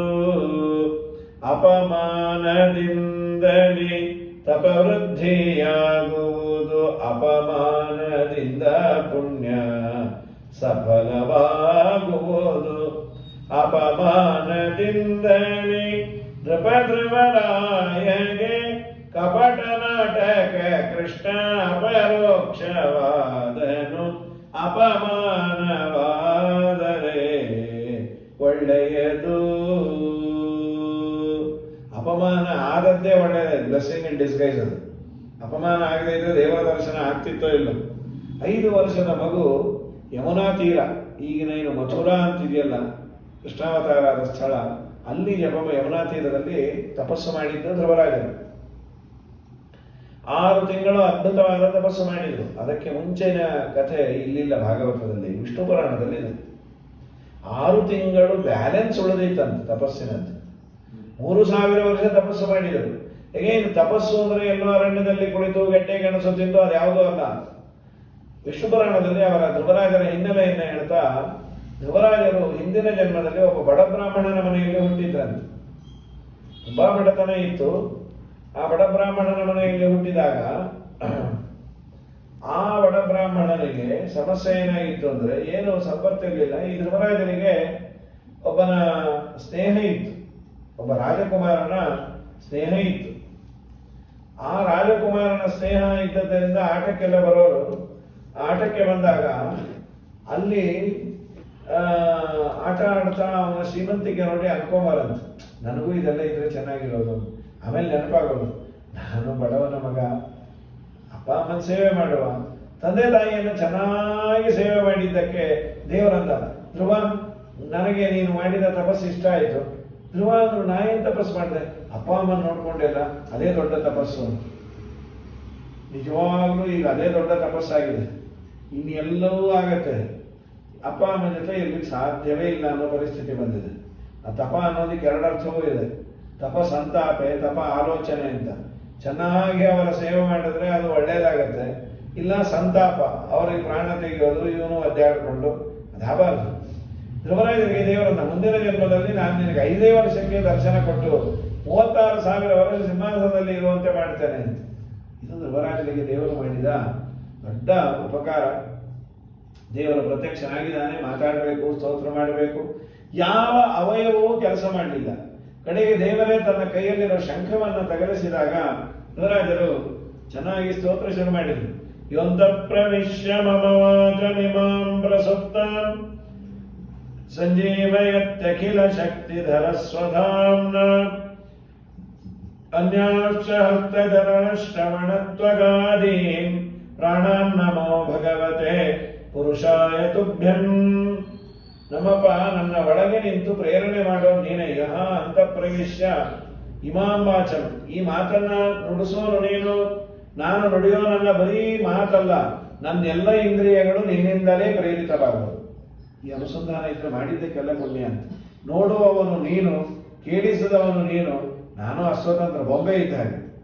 ಆ ಬೊಂಬೆಯನ್ನ ಅವನು ಸೂತ್ರದ ಬೊಂಬೆ ಆಡಿಸೋನ್ ಕೈಯಲ್ಲಿ ಸೂತ್ರ ಇರತ್ತೆ. ಯಾದರವನಾನಯ್ಯ ಇಂದಿರೇಶ ಹೋತಾಕ್ವಯನೇ ನಿನ್ನ ಧೀನವೀ ಜಗವೆಲ್ಲ. ಯಾತರವನಾನಯ್ಯ ಇಂದಿರೇಶ ಕಾಲ ಗುಣಕರ್ಮ ಸ್ವಭಾವಗಳ ಮನೆ ಮಾಡಿ ಶ್ರೀಲೋಲ ನೀ ಸರ್ವರೊಳಗೆ ಇದ್ದು ಲೀಲೆಗೈಯುತ ಲಿಪ್ತನಾಗದೆ ನಿರಾತರದಿ ಪಾಲಿಸುವೆ ಸಮ್ಮರಿಪೆ ದಿವಿಜದಾನವರ ಯಾತರವನಾನಯ್ಯ ಇಂದಿರೇಶ. ನೀನು ಒಳಗೆ ನಿಂತು ಆಡಿಸಿದರೆ ಉಂಟು ತೇನ ವಿನಾ ತೃಣಮಪಿ ನಚಲತಿ, ಒಂದು ಹುಲ್ಲುಗಡ್ಡಿಯೂ ಅಲ್ಲಾಡುವುದಿಲ್ಲ ಅಂತ ಚೆನ್ನಾಗಿ ದೇವರನ್ನ ಸ್ತೋತ್ರ ಮಾಡಿದಾಗ ದೇವರು ಅನುಗ್ರಹ ಮಾಡಿ ಶಾಶ್ವತವಾದ ಪದವಿಯನ್ನು ಕೊಟ್ಟದ್ದು ಧ್ರುವಲೋಕ. ಇದಲ್ಲದೆ ಶಿಂಶುಮಾರ ರೂಪಿ ಭಗವಂತ ತನ್ನ ಮಗಳನ್ನ ಕೊಟ್ಟು ಮದುವೆ ಮಾಡಿದಂತೆ. ದೇವರ ಅಳಿಯಂದ್ರು ವಾಯುದೇವರು ತಮ್ಮ ಮಗಳನ್ನು ಕೊಟ್ಟರು. ಮಹಾನುಭಾವರು ಲಕ್ಷ್ಮೀದೇವಿ ಅಳಿಯ ಆದದ್ದರಿಂದ ಮುಂದೆ ಅವರೇ ಶ್ರೀಪಾದರಾಜರಾಗಿ ಬಂದರು ಅಂತ ನಮ್ಮ ಸಿದ್ಧಾಂತದಲ್ಲಿ ಧ್ರುವರಾಜರೇ ಶ್ರೀಪಾದರಾಜರು. ನೋಡಿ, ಈ ಸನ್ಯಾಸಿಗಳು ಬಂಗಾರ ಹಾಕೋಬಾರ್ದು, ಆದರೆ ಧ್ರುವರಾಜರು ಎಕ್ಸೆಂಪ್ಟೆಡ್ ಇದರಿಂದ. ಶ್ರೀಪಾದರಾಜರಾದರೆ ಮೈ ತುಂಬ ಬಂಗಾರ ಹಾಕೋವರು ಅಂತ ವ್ಯಾಸರಾಜರು ವರ್ಣನೆ ಮಾಡ್ತಾರೆ. ಮುತ್ತಿನ ಹಾರ ಮೇಲ್ಕುಲಾವಿ ರತ್ನ ಕೆತ್ತಿದ ಕರಣ ಕುಂಡಲ ಕಸ್ತೂರಿ ತಿಲಕ ಶ್ರೀಗಂಧ ಲೇಪನ ವಿಸ್ತಾರದಿಂದ ಮೆರೆದು ಬರುವ ಮಹಿಮೆ ಸಾಲದೆ ಮಹಿಮೆ ಸಾಲದೆ ಅಹಿಶಯನನ ಒಲುಮೆಯಿಂದ ಧರೆಯೊಳೆಮ್ಮ ಶ್ರೀಪಾದರಾಜರ ಮಹಿಮೆ ಸಾಲದೆ ಮಹಿಮೆ ಸಾಲದೆ ಹರಿಗೆ ಸಮರ್ಪಿಸಿದ ನಾನಾ ಪರಿಯ ಶಾಖಗಳನ್ನು ಭುಂಜಿಸೆ ನರರು ನಗಲು ಶ್ರೀಕೃಷ್ಣನ ದಯದಿಂದ ಹಸನು ಮಾಡಿದ ಮಹಿಮೆ ಸಾಲದೆ ಇಷ್ಟೇ ಮಹಿಮೆ ಸಾಲದೆ. ಇದು ನಮ್ಮ ಶ್ರೀಪಾದರಾಜರು ಅಂತ. ಇದೇ ಧ್ರುವರಾಜರು. ಧ್ರುವರಾಜರಿಗೆ ದೇವರು 36,000 ವರ್ಷ ಆಳಿ ಆದ ಮೇಲೆ ಕರೆದುಕೊಂಡು ಹೋಗ್ಲಿಕ್ಕೆ ವಿಮಾನ ಕೊಟ್ಟು ಕಳಿಸ್ದ. ಅಮ್ಮನ್ನೂ ಕರ್ಕೊಂಡು ಬರ್ತೀನಿ ಅಂತ 36,000 ವರ್ಷ ಚಕ್ರವರ್ತಿಗಳಾದರೂ ತಾಯಿಯನ್ನು ಮರೀಲಿಲ್ಲಂತೆ. ಇದಾದ ಮೇಲೆ ಅದೇ ವಂಶದಲ್ಲಿ ಪ್ರಾಚೀನ ಬರಿಹಿ ಅಂತ ಋಷಿ, ಅವನಿಗೆ ಅದಕ್ಕೂ ಮುಂಚೆ ಅಂಗರಾಜ ಅಂತ ಧ್ರುವರಾಜರ ವಂಶದಲ್ಲಿ ಬಂದವನು. ಅಂಗರಾಜನಿಗೆ ಮಕ್ಕಳಾಗಿರಲಿಲ್ಲ. ರಾಜಸೂಯ ಯಾಗ ಮಾಡ್ಲಿಕ್ಕೆ ಹೋದಾಗ ಆ ದೇವತೆಗಳು ಬರಲಿಲ್ಲ. ಅದಕ್ಕೆ ಪುತ್ರಕಾಮೇಷ್ಟಿ ಯಾಗ ಮಾಡು ಅಂದರು. ಮಾಡಿದ ಒಬ್ಬ ಮಗ ಹುಟ್ಟಿದ ವೇನ ಅಂತ. ಈ ಕಾಂಟೆಕ್ಸ್ಟಿನಲ್ಲಿ ಮಧ್ವಾಚಾರ್ಯರು ಒಂದು ಮಾತು ಹೇಳ್ತಾರೆ, ನಮಗೆ ಮಕ್ಕಳಿಲ್ಲ, ಸಂತಾನ ಇಲ್ಲ ಅಂದರೆ ದುರ್ಗತಿ ಆಗತ್ತಾ? ಹಾಗೇನಿಲ್ಲ. ನೀವು ಬದುಕಿದ್ದಾಗ ಸರಿಯಾದ ರೀತಿಯಲ್ಲಿ ದೇವರು ಹೇಳಿದ ದಾರಿಯಲ್ಲಿ ಬದುಕಿದರೆ ಮಕ್ಕಳಾಗಲಿ ಆಗದೆ ಇರಲಿ ಒಳ್ಳೆಯದಾಗತ್ತೆ. ಅನಪತ್ಯೋಪಿ ಸದ್ಧರ್ಮ ಲೋಕಜಿನ್ ಆತ್ರ ಸಂಶಯ ಅಂತ ನಮ್ಮ ಕನಕದಾಸರಂತ. ನೀವು ಮಕ್ಕಳಿಲ್ಲ ಅನ್ಕೊಂಡಿದ್ದೀರಿ ಯಾಕೆ? ಅಲ್ಲ ಸರ್, ನಂಗೆ ಮದುವೆನೇ ಆಗಿಲ್ಲ, ಪರವಾಗಿಲ್ಲ, ನಿಮಗೆ 4 ಜನ ಮಕ್ಕಳಿದಾರಂತ. ಯಾರು ಆ 4 ಜನ ಅಂತಂದ್ರೆ 4 ಕ್ವಾಲಿಟೀಸ್ ಅಂತ. ಅದನ್ನು ನೀನು ಚೆನ್ನಾಗಿ ಬೆಳೆಸ್ಕೋ, ನಿನಗೆ ಅದೇ ಉದ್ಧಾರಕ್ಕೆ ಮಾರ್ಗ ಆಗತ್ತೆ. ಯಾರವರು 4 ಜನ? ಸತ್ಯನೊಬ್ಬ ಪುತ್ರ, ಶಾಂತನೊಬ್ಬ, ದುರ್ವೃತ್ತಿ ನಿಗ್ರಹನೊಬ್ಬ, ಸಮಚಿತ್ತನೊಬ್ಬ, ಉತ್ತಮ 4 ಮಕ್ಕಳಿದ್ದ ಮೇಲೆ ಹೆತ್ತರೆ ಫಲವೇನು ಹೆರದಿದ್ದರೇನಯ್ಯ ಮಗನಿಂದೆ ಗತಿಯುಂಟೆ ಜಗದೊಳು ನಿಗಮಾರ್ಥ ಸಾರ ವಿಚಾರದಿಂದಲ್ಲದೆ ಮಗನಿಂದೆ ಗತಿಯುಂಟೆ ಜಗದೊಳು. ಸತ್ಯನೊಬ್ಬ ಪುತ್ರ, ಶಾಂತನೊಬ್ಬ, ದುಶ್ಚಟಗಳನ್ನು ಬಿಡೋದು, ದುರ್ವೃತ್ತಿ ನಿಗ್ರಹ, ಸಮಚಿತ್ತ. ಏನು ಸಮಚಿತ್ತ ಅಂದರೆ ದೇವರು ಆಮ್ನಿ ಪ್ರೆಸೆಂಟ್, ಎಲ್ಲ ಕಡೆ ಇದ್ದಾನೆ. ಇದ್ದ ದೇವರು ಎಲ್ಲ ಕಡೆ ಸಮನಾಗಿ ಇದ್ದಾನೆ. ಎಲ್ಲರೂ ಸಮ ಅಲ್ಲ, ಎಲ್ಲರಲ್ಲಿ ಇರುವ ದೇವರು ಸಮ. ಶುನಿಚೈವ ಶ್ವಪಾಕೇಚ ಪಂಡಿತ ಸಮದರ್ಶಿನಃ ಅಂತ ಗೀತೆಯ ಮಾತು. ಎಲ್ಲ ಕಡೆ ದೇವರಿದ್ದಾನೆ. ಸಾಮಾನ್ಯವಾಗಿ ಕೆಲವು ಪದಾರ್ಥಗಳು ಬಹಳ ಪುಣ್ಯಪ್ರದ. ಗೋವು ಇದೆ, ಅದರ ಸ್ಪರ್ಶ ಮಾಡಿದರೆ ಪುಣ್ಯ. ಅದರ ಸಗಣಿ ಗೋಮೆ ಹೆಚ್ಚಬೇಕಾದ್ರೆ ಗೋಮಯ ಬೇಕೇ ಬೇಕು. ಅದು ಎಲ್ಲವೂ ಪವಿತ್ರವಾದದ್ದು. ಗೋವಿನಲ್ಲಿರುವ ದೇವರು ಗಟ್ಟಿಮುಟ್ಟಿಯಾಗಿ ಶುದ್ಧವಾಗಿದ್ದಾನೆ. ನಾಯಿ ಅದು ಮೈಲಿಗೆ ಪ್ರಾಣಿ ಅಂತ ಅಂತೇವೆ, ನಾವಲ್ಲದಲ್ಲ ಶಾಸ್ತ್ರ ಅಂತದ್ದು. ಹಾಗಾದ್ರೆ ಅಲ್ಲಿರುವ ದೇವರು ಪಾಪ ಬೇಜಾರು ಮಾಡ್ಕೊಂಡಿಯಾನ? ಅಲ್ಲಿರುವ ದೇವರು ಶುದ್ಧನಾಗಿದ್ದಾನೆ, ಇಲ್ಲಿರುವ ದೇವರು ಶುದ್ಧನಾಗಿದ್ದಾನೆ. ದೇವರಿಗೆ ಯಾವ ಅಶುದ್ಧತೆ ಇಲ್ಲ ಅನ್ನುವ ಚಿಂತನೆ ಏನಿದೆ ಅದು ಸಮಚಿತ್ತತ್ವ. ಶುನಿಚೈವ ಶ್ವಪಾಕೇಚ ಪಂಡಿತ ಸಮದರ್ಶಿನ ಅಂತ. ಎಲ್ಲ ಕಡೆ ದೇವರಿದ್ದಾನೆ. ಆದರೆ ದೇವರ ಆರಾಧನೆ ಮಾಡಲಿಕ್ಕೆ ಕೆಲವು ಅಧಿಷ್ಠಾನಗಳು ಯೋಗ್ಯ. ಗೋವಿಗೂ ಪೂಜೆ ಮಾಡಿ, ನಾಯಿಗೇನು ಕಲ್ ತಗೊಂಡು ಹೊಡಿ ಅಂತ ಹೇಳಿಲ್ಲ. ಖಂಡಿತ ನಿನ್ನ ಮನೆಯಲ್ಲಿ ಮಿಕ್ಕಿದ ಅನ್ನವನ್ನು ಹಾಕಿ ಅಲ್ಲಿ ದೇವರಿದ್ದಾನೆ ಅಂತ ಕೈ ಮುಗಿ ಅಂತಾನೆ ಭಾಗವತ ಹೇಳುತ್ತೆ. ಆದರೆ ಅದರ ರೀತಿ ನೀತಿ ಬೇರೆ. ಗೃಹ ಪ್ರವೇಶ ಮಾಡಿದಾಗ ಗೋವನ್ನ ಮನೆಗೆ ಕರ್ಕೊಂಡ್ ಬರ್ತಾರೆ ವಿನಃ ಒಂದು ವೆರೈಟಿ ತರ ಇರ್ಲಿ ಈ ಸಲ ನಾನೊಂದು 2 ನಾಯಿಯನ್ನು ಕರ್ಕೊಂಡ್ ಬರ್ತೇನೆ ಅಂದ್ರೆ ಅದು ಗೃಹ ಪ್ರವೇಶ ಅಂತ ಆಗೋದಿಲ್ಲ. ಶಾಸ್ತ್ರ ನಮಗೆ ಏನು ಹೇಳಿದೆ ಅದನ್ನ ನಾವು ಮಾಡಬೇಕು. ಪ್ರಕೃತದಲ್ಲಿ ದೇವರು ಎಲ್ಲ ಕಡೆ ಇದ್ದರೂ ಶುದ್ಧನಾಗಿ ಇದ್ದಾನೆ ಎನ್ನುವ ಚಿಂತನೆನೇ ಸಮಚಿತ್ತತ್ವ ಅಂತ. ಅವನಿಗೆ ಆಮೇಲೆ ವೇನ ಅಂತ ಮಗ ಹುಟ್ಟಿದ, ಮಹಾ ಅಯೋಗ್ಯ. ಆಮೇಲೆ ಆ ವೇನ ಋಷಿಗಳ ಶಾಪಕ್ಕೆ ಗುರಿಯಾಗಿ ಸತ್ತೋದ. ಅವನ ದೇಹವನ್ನ ಮಥನ ಮಾಡಿದಾಗ ಬಂದ ವ್ಯಕ್ತಿಯೇ ಪೃಥು ಅಂತ ದೇವರ ಸನ್ನಿಧಾನ ಇರುವ ಪೃಥು ಚಕ್ರವರ್ತಿ. ಈ ಭೂಮಿಯನ್ನು ಪೃಥ್ವಿ ಅಂತ ಕರಿತೀವಿ. ಯಾಕೆ ಪೃಥ್ವಿ ಅಂತ ಕರೆಯೋದಂದ್ರೆ ಪೃಥುರಾಜನ ಮಗಳಂತ. ಚೆನ್ನಾಗಿ ಅವನು ಆಳಿ ಅವನ ಕಾಲದಲ್ಲಿ ಬರ ಬಂದಿತ್ತು. ಬೀಜವನ್ನ ಏನಾದರೂ ಭೂಮಿಯಲ್ಲಿ ಹಾಕಿದರೆ ಮೊಳಕೆನೇ ಬರ್ತಿರ್ಲಿಲ್ಲ, ಬೀಜನೂ ವೇಸ್ಟ್. ಆಗ ಭೂದೇವಿಯನ್ನ ಕೇಳಿದ, ಗೋರೂಪವನ್ನು ತೆಗೆದುಕೊಂಡಿದ್ದು, ಯಾಕೆ ಹೀಗೆ ಮಾಡ್ತೀವಿ? ಇಲ್ಲ, ನಿಮ್ಮಪ್ಪ ಮಾಡಿದ ಅನ್ಯಾಯಕ್ಕೆ ನನಗೆ ತಾಕತ್ತು ಸತ್ತೋಗಿದೆ, ಏನು ಮಾಡಬೇಕು?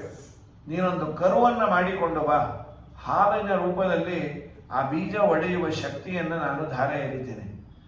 ಸ್ವಯಂವನವನ್ನು ಕರು ಮಾಡಿಕೊಂಡು ಬಂದು ಹಾಲನ್ನು ಕರೆದುಕೊಂಡಿಯಾನೆ. ಪುನಃ ಭೂಮಿಯಲ್ಲಿ ಬಿತ್ತ ಧಾನ್ಯಗಳು ಬರುವಂತೆ ಆಯಿತು, ಬೀಜಗಳಿಂದ ಧಾನ್ಯ. ಸೊ ನಾವಿವತ್ತು ಏನಾದರೂ ಆಹಾರವನ್ನು ತಿಂತಾ ಇದ್ದೇವೆ ಅಂದರೆ ಕ್ರೆಡಿಟ್ ಗೋಸ್ಟು ಪೃಥುರಾಜ. ಅವನ ಅನುಗ್ರಹದಿಂದ.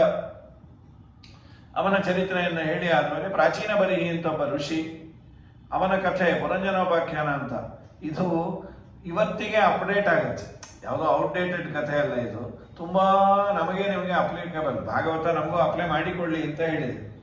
ಪುರಂಜನ ಅಂತ ಒಬ್ಬ ರಾಜ, ಅವನಿಗೆ 9 ದ್ವಾರ ಇರುವ ಒಂದು ಪುರ ರಾಜಧಾನಿಯನ್ನಾಗಿ ಮಾಡಿಕೊಂಡ. ಅವನು ಒಬ್ಬ ಹೆಂಡತಿ ಇದ್ಲು, ಅವಳ ಹೆಸರು ಪುರಂಜನಿ. ಅವಳಿಗೆ 10 ಜನ ಭೃತ್ಯರು, ಏನು ಬೇಕೋ ಅದನ್ನೆಲ್ಲ ಫೀಡ್ ಮಾಡ್ತಾರೆ. 5 ಹೆಡೆಯ ಸರ್ಪ ಒಂದು ತಲೆ ಮೇಲಿತ್ತು. ಅದ್ಯಾವುದು ಅಂದರೆ ಅವಳು ಮಲಗಿದಾಗೂ ರಕ್ಷಣೆ ಮಾಡುವ ಬಾಡಿ ಗಾರ್ಡ್ ಅದು. ಅವಳೊಟ್ಟಿಗೆ ಮದುವೆ ಆಗಿ ಪುರಂಜನಿ 2 ಗಾಲಿಯ ರಥದಲ್ಲಿ ಓಡಾಡ್ತಾ ಇದ್ರು. ಟೈಮ್ ಪಾಸ್ ಆಗಿದ್ದೇ ಗೊತ್ತಾಗಲಿಲ್ಲ. ಆಮೇಲೆ ಅವನ ರಾಜ್ಯವನ್ನೆಲ್ಲ ಕಿತ್ಕೊಂಡ್ಬಿಟ್ರಂತೆ. ಉಪಾಯದಿಂದ ಕಾಲಕನ್ಯೆ ಪ್ರಜ್ವಾರ ಅಂತ ದಂಪತಿಗಳು, ಆಮೇಲೆ ಯವನರು ಶಕರು ಎಲ್ಲ ಬಂದು ಅವನಿಗೆ ರಾಜ್ಯ ಹೋಯಿತು. ಕಡೆಗೆ ಒಂದು ದಿನ ಸತ್ತೋದ. ನಂತರದಲ್ಲಿ ಅವನು ಹೆಣ್ಣಾಗಿ ಹುಟ್ಟಿದ ಮಲಯಧ್ವಜ ಅನ್ನೋ ರಾಜನನ್ನ ಮದುವೆ ಆದ. ಅವನು ಸತ್ತೋದ. ಅಳ್ತಾ ಕೂತಾಗ ಅವನಿಗೊಬ್ಬ ಫ್ರೆಂಡ್ ಇದ್ದಂತೆ, ಯಾವಾಗಲೂ ಅವನ ಜೊತೆಗೆ ಇದ್ದ. ಇವನು ರೆಕಗ್ನೈಸೇ ಮಾಡಲಿಲ್ಲ. ಅದು ತುಂಬ ಹಾಗೆ ಆಗುತ್ತೆ. ಅತಿ ಪರಿಚಯದ ಅವಜ್ಞ, ತುಂಬ ಹತ್ತಿರ ಇದ್ದರೆ ಬೆಲೆನೇ ಗೊತ್ತಾಗೋದಿಲ್ಲ. ಇದೆಲ್ಲ ನಿಮ್ಮ ಜೀವನದಲ್ಲಿ ಆಗೋದು. ಈ ತಂದೆ ತಾಯಿಗಳ ಬಗ್ಗೆ ಹಾಗೆ ಆಗುತ್ತೆ. ತುಂಬ ಹತ್ತಿರ ನಮ್ಮನ್ನು ಪ್ರೀತಿ ಮಾಡ್ತಾರಲ್ಲ, ಕಿಮ್ಮತ್ತೇ ಇರಲ್ಲ. ಅವ್ರು ಹೋದ್ಮೇಲೆ ಅನ್ಕೋತೀವಿ ಅನ್ಯಾಯ, ಅವರಿದ್ದಾಗ ಬೆಲೆನೇ ಗೊತ್ತಾಗಲಿಲ್ಲ. ಮನುಷ್ಯನಿಗೆ ಎಲ್ಲರೂ ಹೀಗಿರ್ಬೇಕು ಅಂತಿಲ್ಲ. ಜನರಲ್ ಆಗಿ ಅತಿ ಹತ್ತಿರ ಇದ್ದಾಗ ನಮ್ಮಲ್ಲಿ ಅಂತೀವಲ್ಲ, ಹಿತ್ತಲು ಗಿಡ ಮದ್ದಲ್ಲ ಅಂತ. ನಮ್ಮ ಮನೆಗಳಲ್ಲೇ ಮನೆ ಮದ್ದು ಮಾಡೋರು. ಈಗ ಹೋಗೋದು ಇಲ್ಲ ಅನ್ಕೊಳ್ಳೋದು. ಡಾಕ್ಟರ್ ಒಂದಿಷ್ಟು ತೆತ್ತದ್ರೇನೆ ಹೋಗೋದು ಈಗಿನ ರೋಗಗಳೆಲ್ಲ. ಹಾಗಾಗಿ ಪುರಂಜನನ ಚರಿತ್ರೆಯನ್ನು ಹೇಳಿ ಇದು ನಿಮಗೆ ಅಪ್ಲಿಕಬಲ್ ಅಂದ್ರು. ಹೌದು, ನಮಗೆ ಹೇಗೆ ಸಂಬಂಧ? ಈ 9 ದ್ವಾರ ಇರುವ ದೇಹವೇ ಪುರ ಅಂತ. ಭಾಗವತದಲ್ಲಿ ಸ್ಪೆಸಿಫಿಕೇಶನ್ ಏನು ಹೇಳಿದ್ದಾರೆ? 9 ದ್ವಾರದ್ದು ಪೂರ್ವಕ್ಕಿಷ್ಟು ಬಾಗಲು, ಪಶ್ಚಿಮಕ್ಕಿಷ್ಟು ಅಂತ. ಅದು ಮನುಷ್ಯ ದೇಹ.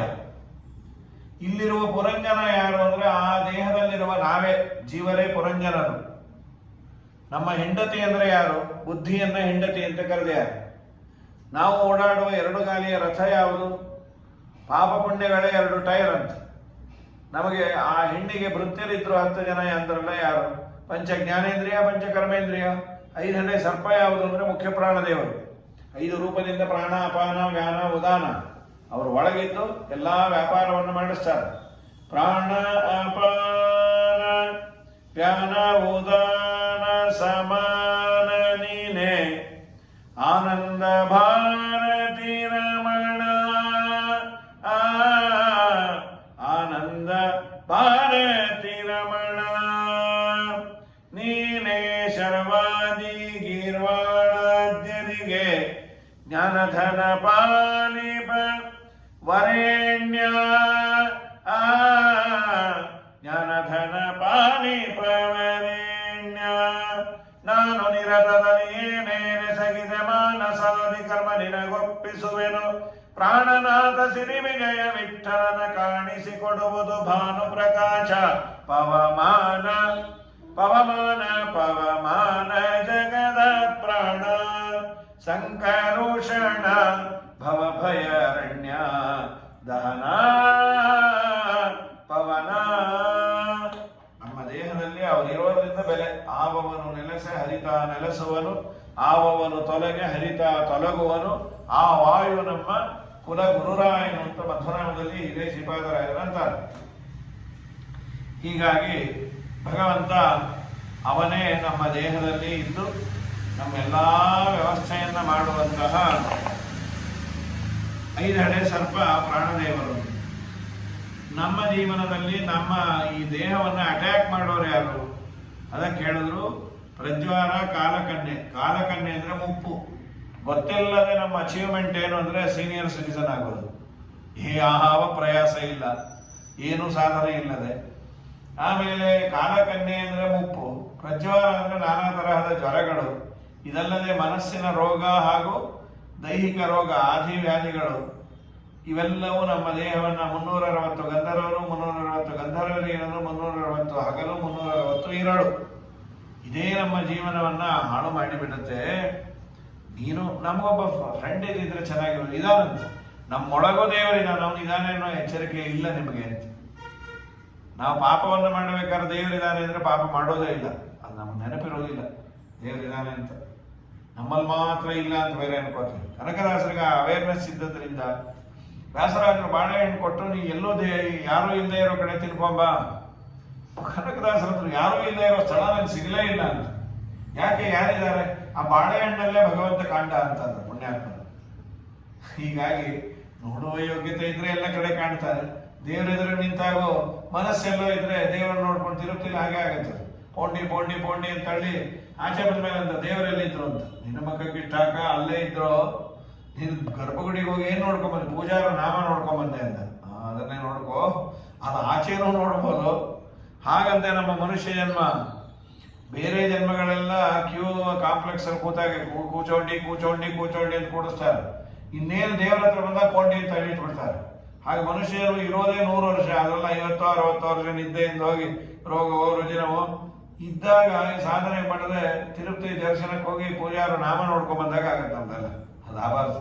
ದೇವರ ದರ್ಶನವನ್ನು ಮಾಡಿ ಅಂತ ಇಷ್ಟು ಹೇಳಿ ಆದ ಮೇಲೆ ಪುರಂಜನೋಪಾಖ್ಯಾನ ಕಡೆಯಲ್ಲಿ ಪುರಂಜನನಿಗೆ ಒಂದು ಕಥೆಯನ್ನು ಹೇಳ್ತಾರೆ. ನೋಡಪ್ಪ, ಯಮದೂತರು ಯಾವತ್ತು ಬರ್ತಾರೆ ಹೇಳಿ ಕೇಳಿ ಬರೋದಿಲ್ಲ. ಅಂತಕನ ದೂತರಿಗೆ ಕಿಂಚಿತ್ತೂ ದಯವಿಲ್ಲ. ನಮ್ಮ ಜೀವನದಲ್ಲಿ ಮುಂದೆ ತೋಳ, ಹಿಂದೆ ಬೇಟೆಗಾರ ಇದ್ದಾನಂತೆ. ಯಾರವನು ಬೇಟೆಗಾರ ಅಂದ್ರೆ ಯಮಧರ್ಮರಾಜ. ಆಪ್ಷನ್ ಕೊಡಲ್ಲ ಅವನು. ಯಾವತ್ತು ಬರಲಿ ಏನು ಎಲ್ಲ ನಿನಗೆ ಸ್ಯಾಟಿಸ್ಫೈ ಆಗಿದೆಯಾ? ಆಪ್ಷನ್ನು ನಿಮ್ಗೆ ವ್ರತ ಬೇಕಾ, ಅನುವ್ರತ ಬೇಕಾ, ಏಕಾಸಿ ಬೇಕಾ, ದ್ವಾದಶಿ ಬೇಕಾ ಅಂದ್ರೆ ಕಡೆ ಆಪ್ಷನ್ ನಾವೇ ಬರ್ಕೊಂಡ್ಬಿಡ್ತೀವಿ. ನೀ ಬರಲೇಬೇಡ, ನಂಗೆ ಆದಾಗ ನಾವೇ ಬರ್ತೇವೆ ಅಂತ. ಅವನು 24x7 ಮೊನ್ನೆ ಮದುವ್ಯಾದೆನೈ ಕರೆವುದೊಂದೆರಡೆಮ್ಮೆ,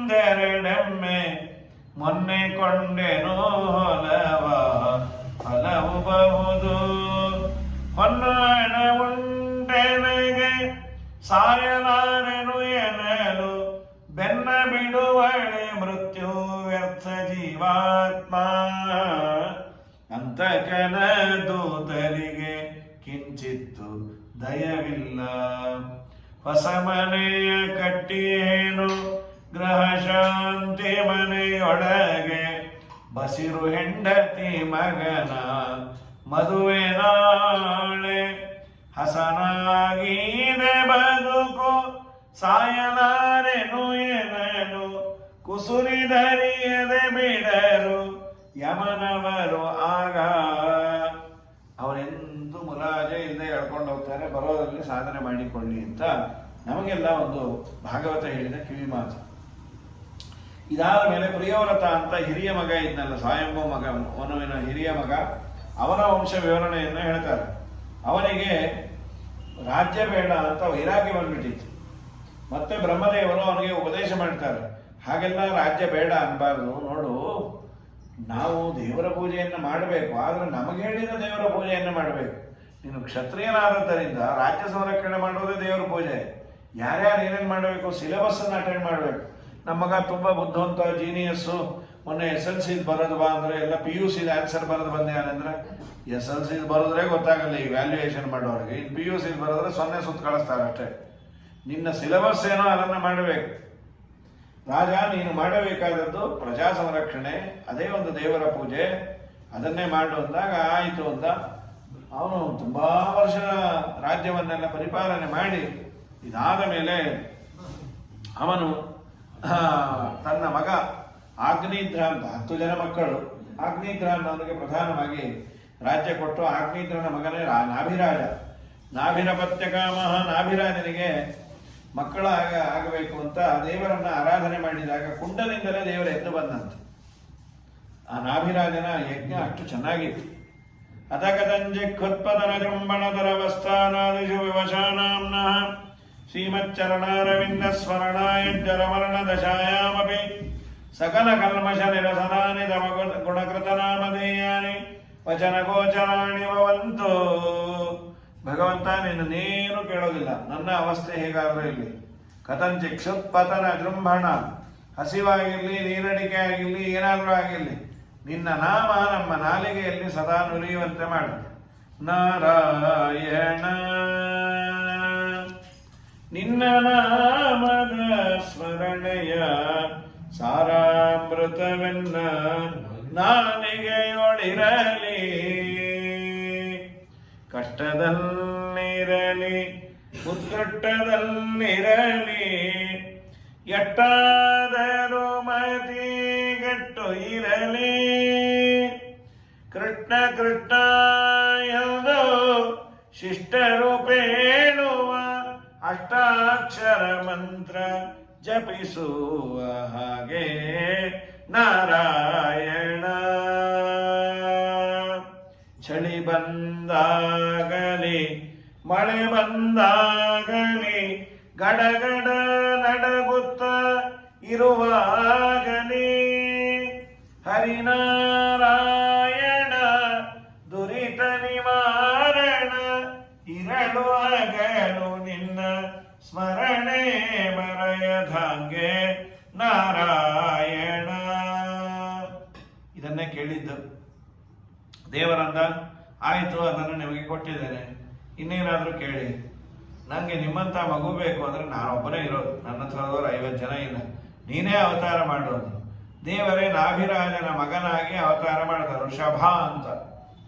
ಆ ಋಷಭನನ್ನ ಜಯಂತಿ ಅಂತ ಲಕ್ಷ್ಮೀದೇವಿ ಅವಳು ವಿವಾಹ ಆದ್ಲು. ಋಷಭನಾಮಕ ಭಗವಂತ ತನ್ನಗೆ 100 ಮಕ್ಕಳನ್ನ ಪಡೆದು ಅವರಿಗೆಲ್ಲ ಉಪದೇಶ ಮಾಡಿದ. ನಾಯಂ ದೇಹೋ ದೇಹ ಮಾಯಾಂ ಲೋಕೆ ಕಸ್ತತ್ ಕಾಮಾನ್ ಅರ್ಹತಿ ವಿಡ್ಭುಜಾಮೆ. ಈ ದೇಹ ಮಜಾ ಮಾಡ್ಲಿಕ್ಕಲ್ಲ, ಸಾಧನೆಗಾಗಿ ದೇವರು ಕೊಟ್ಟಂತಹ ಅದ್ಭುತವಾದ ಸಾಧನ ಇದು. ಇದನ್ನ ಬಳಸಿಕೊಂಡು ಮೋಕ್ಷವನ್ನೇ ಹೊಂದ್ರಿ. ತಮೋದ್ವಾರಂ, ಅಯೋಗ್ಯರ ಸಹವಾಸ ಅಧಪತನಕ್ಕೆ ಕಾರಣ. ಮಹಾತ್ಮರು ಯಾರು ಅಂದ್ರೆ ಮಹಾಂತಹ ತೇ ಸಮಚಿತ್ತಾಹ, ದೇವರಲ್ಲೇ ಮನಸ್ಸಿಟ್ಟರು. ವಿಮನ್ಯಮಃ, ಕೋಪ ಇಲ್ಲದೆಯರು, ಅಂಥವರ ಸಹವಾಸವನ್ನೆಲ್ಲ ನೀವು ಮಾಡಿ ಅಂತ ಋಷಭನಾಮಕ ಭಗವಂತ ಮಕ್ಕಳಿಗೆಲ್ಲ ಹೇಳಿ ತನ್ನ ರಾಜ್ಯವನ್ನ ಭರತನಿಗೆ ಕೊಟ್ಟ. ಭರತ ಚಕ್ರವರ್ತಿಗಳು ರಾಜ್ಯವನ್ನೆಲ್ಲ ಚೆನ್ನಾಗಿ ಪರಿಪಾಲನೆ ಮಾಡಿ ಗಂಡಕಿ ನದಿ ತೀರಕ್ಕೆ ಬಂದ್ರಂಥವ್ರು. ಆಶ್ರಮ ಕಟ್ಕೊಂಡು ಅಲ್ಲಿ ಏನಿಗೋ ಬಿಟ್ಟಿರೋ ಬಂದವ್ರು ನೋಡ್ಬೇಕು, ಅಲ್ಲಿ ತೋರಿಸ್ತಾರೆ ಏನೋ ಗೊತ್ತಿಲ್ಲ. ಇಲ್ಲಿ ಭಾಗವತ ಅಂತೂ ಹೇಳಿದೆ, ಶಾಲಿಗ್ರಾಮ ಕ್ಷೇತ್ರ ಅಂತ ಗಂಡಕಿ ನದಿ ತೀರದಲ್ಲಿ ಪುಟ್ಟ ಆಶ್ರಮವನ್ನು ಕಟ್ಟಿಕೊಂಡು ಅಲ್ಲಿದ್ದರಂತೆ. ಅಲ್ಲಿ ಅವರು ಇರೋ ಕಾಲಕ್ಕೆ ಒಂದಿನ ಆಗತಾನೆ ಹುಟ್ಟಿದಂತಹ ಜಿಂಕೆ ಮರಿ ಇವರು ನೀರಿನಲ್ಲಿ ಅರ್ಘ್ಯವನ್ನು ಕೊಟ್ಟು ಮೇಲೆ ಬರಬೇಕು. ಅಷ್ಟೊತ್ತಿಗೆ ಮರಿ ಇವ್ರ ಕೈಗೆ ಬಂತು. ಅಯ್ಯೋ ಈಗ ಹುಟ್ಟಿದೆ, ಇದರ ಅಪ್ಪ ಅಮ್ಮ ನೋಡುವ ಅಂತ ಹಿಂದೆ ಹೋದ್ರು. ತಾಯಿ ಸತ್ತೋಗಿದೆ. ಅದು ತುಂಬ ಗರ್ಭಿಣಿ ಜಿಂಕೆ. ನೀರು ಕುಡಿಲಿಕ್ಕೆ ಬಂದಾಗ ಹಿಂದಿನಿಂದ ಒಂದು ಸಿಂಹ ನಾರ ಮಾಡಿದೆ. ಪಾಪ ಸರ್ವೈವಲ್ ಫಾರ್ ದ ಫಿಟ್ಟೆಸ್ಟ್, ಎಲ್ಲ ಪ್ರಾಣಿ ಬದುಕಬೇಕು ಅಂತ ಆಸೆ ಇರುತ್ತೆ. ಹಾರಿದೆ. ನಾರ್ಮಲ್ ಡೇಸ್ ಅಲ್ಲಿ ತೊರೆಯನ್ನು ಜಂಪ್ ಮಾಡೋ ಕೆಪಾಸಿಟಿ ಇತ್ತು, ಹಡಿಯೋದ್ರಿಂದಲ್ಲಿ ಏನಿರುತ್ತೆ, ವಿವೇಕ ಇಲ್ಲ. ಹಾರಬೇಕು ಅಂತ ಹಾರಿತು. ತಾಯಿ ಸತ್ತು ಕೆಳಗೆ ಬಿತ್ತು, ಜಿಂಕೆ ಮರಿ ನೀರಲ್ಲಿ ಬಿತ್ತು. ನೀರಲ್ಲಿ ಬಿದ್ದ ಜಿಂಕೆ ಮರಿ ಇವ್ರ ಕೈಗೆ ಬಂತು. ಅಂತೂ ಮನೇಲಿದ್ರೆ ಮೊಮ್ಮಕ್ಕಳು ಮಡಿ ಇದೆಲ್ಲ ನಮಗೆ ಸಾಧನೆಗೆ ಪ್ರತಿಬಂಧಕ ಅಂತಂದ್ರೆ ಕಾಶಿಗೆ ಹೋದ್ರು ಶನೇಶ್ವರ ಬೇಡ ಅಂತ ಇಲ್ಲಿ ಜಿಂಕೆ ಮರಿ ಗಂಟು ಬಿದ್ದು. ಸದಾ ಅದರ ಪಾಲನೆ ಪೋಷಣೆ ಅದರ ಸಂರಕ್ಷಣೆ. ಏನು ತಪ್ಪ ಇದು? ಪ್ರಾಣಿಗಳ ಮೇಲೆ ಕನಿಕರ ತೋರಿಸೋದು ಏನದು? ತಪ್ಪಲ್ಲಲ್ಲ? ಇಲ್ಲ, ಅದು ಖಂಡಿತ ತಪ್ಪಲ್ಲ. ಮತ್ತು ಅವ್ರು ಮಾಡಿದ ತಪ್ಪೇನು? ನಾನು ಬಿಟ್ಟರೆ ಇದಕ್ಕೆ ಬೇರೆ ಯಾರು ಗತಿ ಇಲ್ಲ ಅನ್ಕೊಂಡ್ರಲ್ಲ, ಅದು ತುಂಬ ದೊಡ್ಡ ತಪ್ಪಂತೆ. ಸ್ವಾಮಿ ನನ್ನ ಮುಖಾಂತರ ಇದನ್ನ ಮಾಡಿಸ್ತಾನೆ ಅಂತ ಅನ್ಬೇಕೆ ವಿನಃ ನಾನು ಇಲ್ಲದೆ ಇದ್ರೆ ಅಷ್ಟೇ ನಮ್ಮನೆ ನಿನ್ನ ತಲೆ ಅಂತ, ನೀ ಇಲ್ಲದೆ ಇದ್ರು ನಡೆದೇ ನಡೆಯುತ್ತೆ. ನಮಗೊಂದು ಭ್ರಮೆ ಇರುತ್ತೆ. ನಾನೇ ನಮ್ಮನೆ ಲೈಟ್ ಬಿಲ್ ಕಟ್ಟೋದು, ವಾಟರ್ ಬಿಲ್ ಕಟ್ಟೋದು, ಗೇಟ್ ಬೋಲ್ಟ್ ಹಾಕೋದು, ಬೀಗ ಹಾಕೋದು, ಮೋಟ್ರ್ ಸ್ವಿಚ್ ಹಾಕೋದು, ಆಫ್ ಮಾಡೋದು, ಕಡೆಗೆ ತರಕಾರಿ ಮಾರ್ಕೆಟಲ್ಲೇ ತರ್ತೀನಿ ಚೀಪಾಗೆ. ಇವ್ರಿಗೆಲ್ಲ ಬಿಟ್ಬಿಟ್ರೆ ಪಾಪಿಷ್ಟರು ಇಲ್ಲೇ ಮನೆ ಮುಂದೆ ತರ್ತಾರೆ. ಒಂದ್ಸಲಿ ಬೆಂಡೆಕಾಯಿ ತಂದಿದ್ದ, ಅದನ್ನ ಹೆಚ್ಚಲಿಕ್ಕೆ ಹೋಗಿ ಈಳಿಗೆ ಮನೆ ಬೆಂಡಾಗೋಯ್ತು. ಹೆಂಡತಿ ಅಂದ್ರೆ ಏನ್ರಿ ಹೀಗಿದೆ ಚೀಪು ಅಂತ. ಈಗ ಅದೇ ಮಾಡ್ಬೇಕು ನಾವು, ನೀವು ಚೀಪ್ತಾಗಿ ಕೂತಿರ್ಬೇಕದು, ಹೆಚ್ಚಲಿಕ್ಕಾಗಲ್ಲ ಅಂತ. ನೀನು ಮನೆ ಬಿಟ್ಟು ಒಂದು ವಾರ ಹೋಗು, ಎಲ್ಲ ನಿನ್ನ ಮನೆಯನ್ನು ನಡೆದ ಎಲ್ಲ ಉಪವಾಸ ಕೂತಿರ್ತಾರ, ಏನಿಲ್ಲ ಇಂಟರ್ನೆಟ್ ಶಾಪಿಂಗ್ ಅಂತ ಒತ್ತುತ್ತಾರೆ, ಇಲ್ಲ ಬರುತ್ತೆ. ಇನ್ನೂ ಬುದ್ಧಿವಂತರಾದ ಲಿಸ್ಟ್ ಆಫ್ ಕ್ಯಾಟರರ್ಸ್ ನೋಡ್ತಾರೆ, ಅವ್ರಿಗೆ ಒಂದ್ಸಲಿ ಹೊತ್ತಿದ್ರೆ ಅವರೇ ಬಂದು ತಿನ್ಸಿ ಮೂತಿನೂ ಹೊರಸೊಟ್ಟೋಗ್ತಾರೆ, ತೊಳೆಯೋದಿಲ್ಲ ಬೆಳೆಯೋದಿಲ್ಲ. ಏನು ಒಂಚೂರು ದುಡ್ಡು ಜಾಸ್ತಿ ಕೊಡ್ತಾರೆ ಬಿಡು ಗಂಡ ಅಂತ.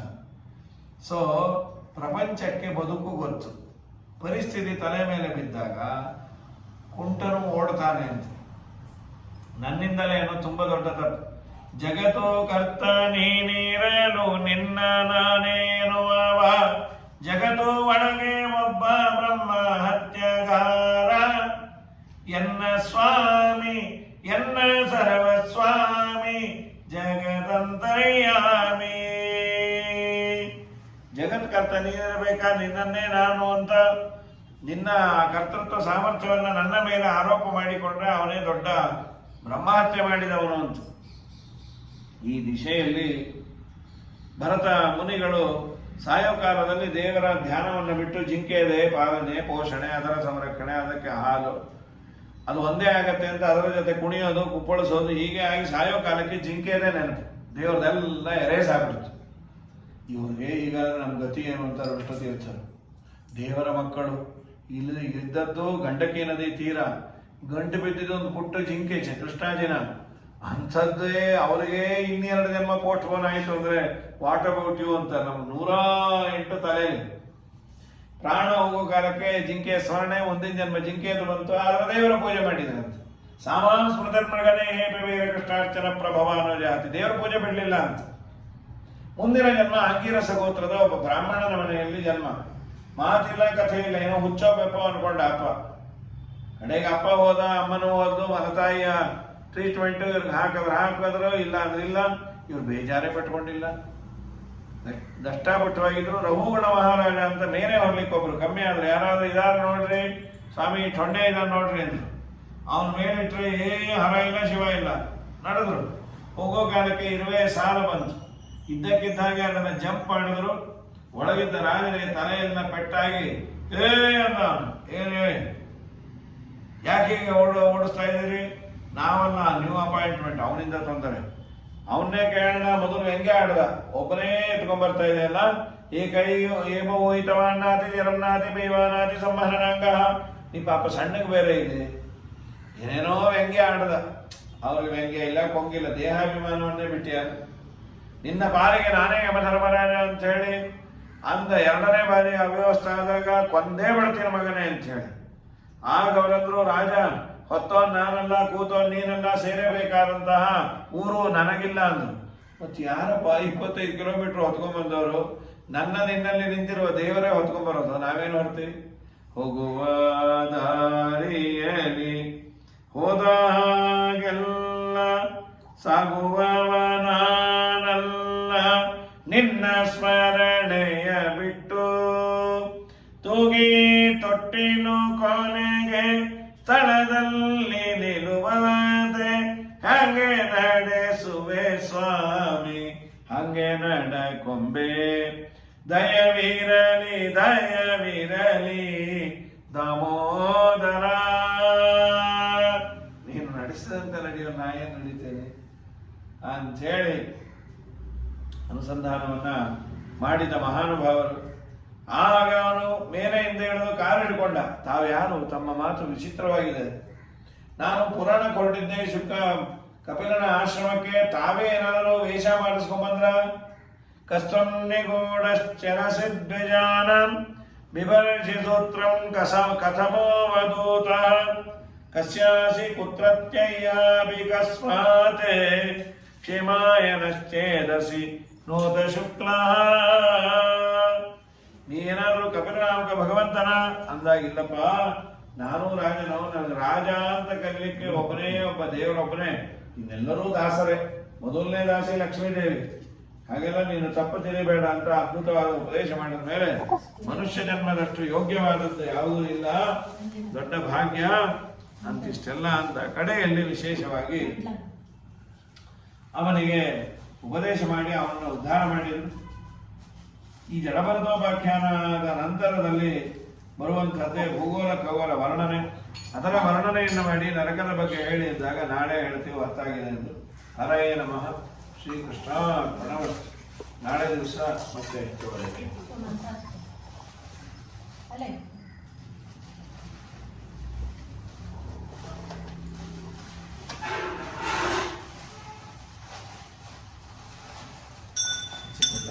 Thank you.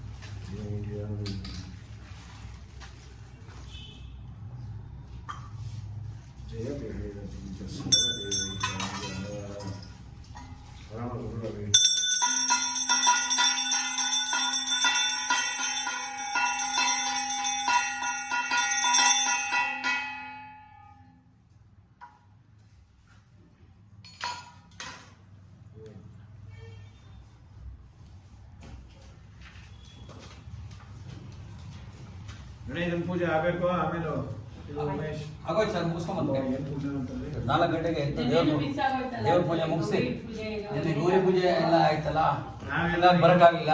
ಅಟ್ಲೀಸ್ಟ್ ಒಂದು 2 ನಿಮಿಷ ಆದ್ರೂ ಶ್ರವಣ ಮಾಡಿ ದೇವ್ರ ಪೂಜೆ ಮುಗಿಸ್ಕೊಂಡಿದ್ದೀನಿ. ಆಮೇಲೆ ಗಣೇಶನ ಪೂಜೆ ಮಾಡಿ ನಾನು ದೇವ್ರ ಪೂಜೆ ಮುಗಿಸಿ 11 ಗಂಟೆಗೆ ಆಗೋಯ್ತು. 11ರಿಂದ 12 ಅಮರ ಚರ್ಚನೆ ಇರಕ್ಕೆ ಹೋಗ್ಬೇಕು. ಅಲ್ಲಿ ಪ್ರತಿ ವರ್ಷ ಬೆಳಗ್ಗೆ ಅಲ್ಲಿ ಪ್ರವಚನ ಕೂಡ ಫ್ರೀ. ಪ್ರವಚನ ಮಾಡಿದ್ರೆ ವ್ಯವಸ್ಥೆ ಇರುತ್ತೆ.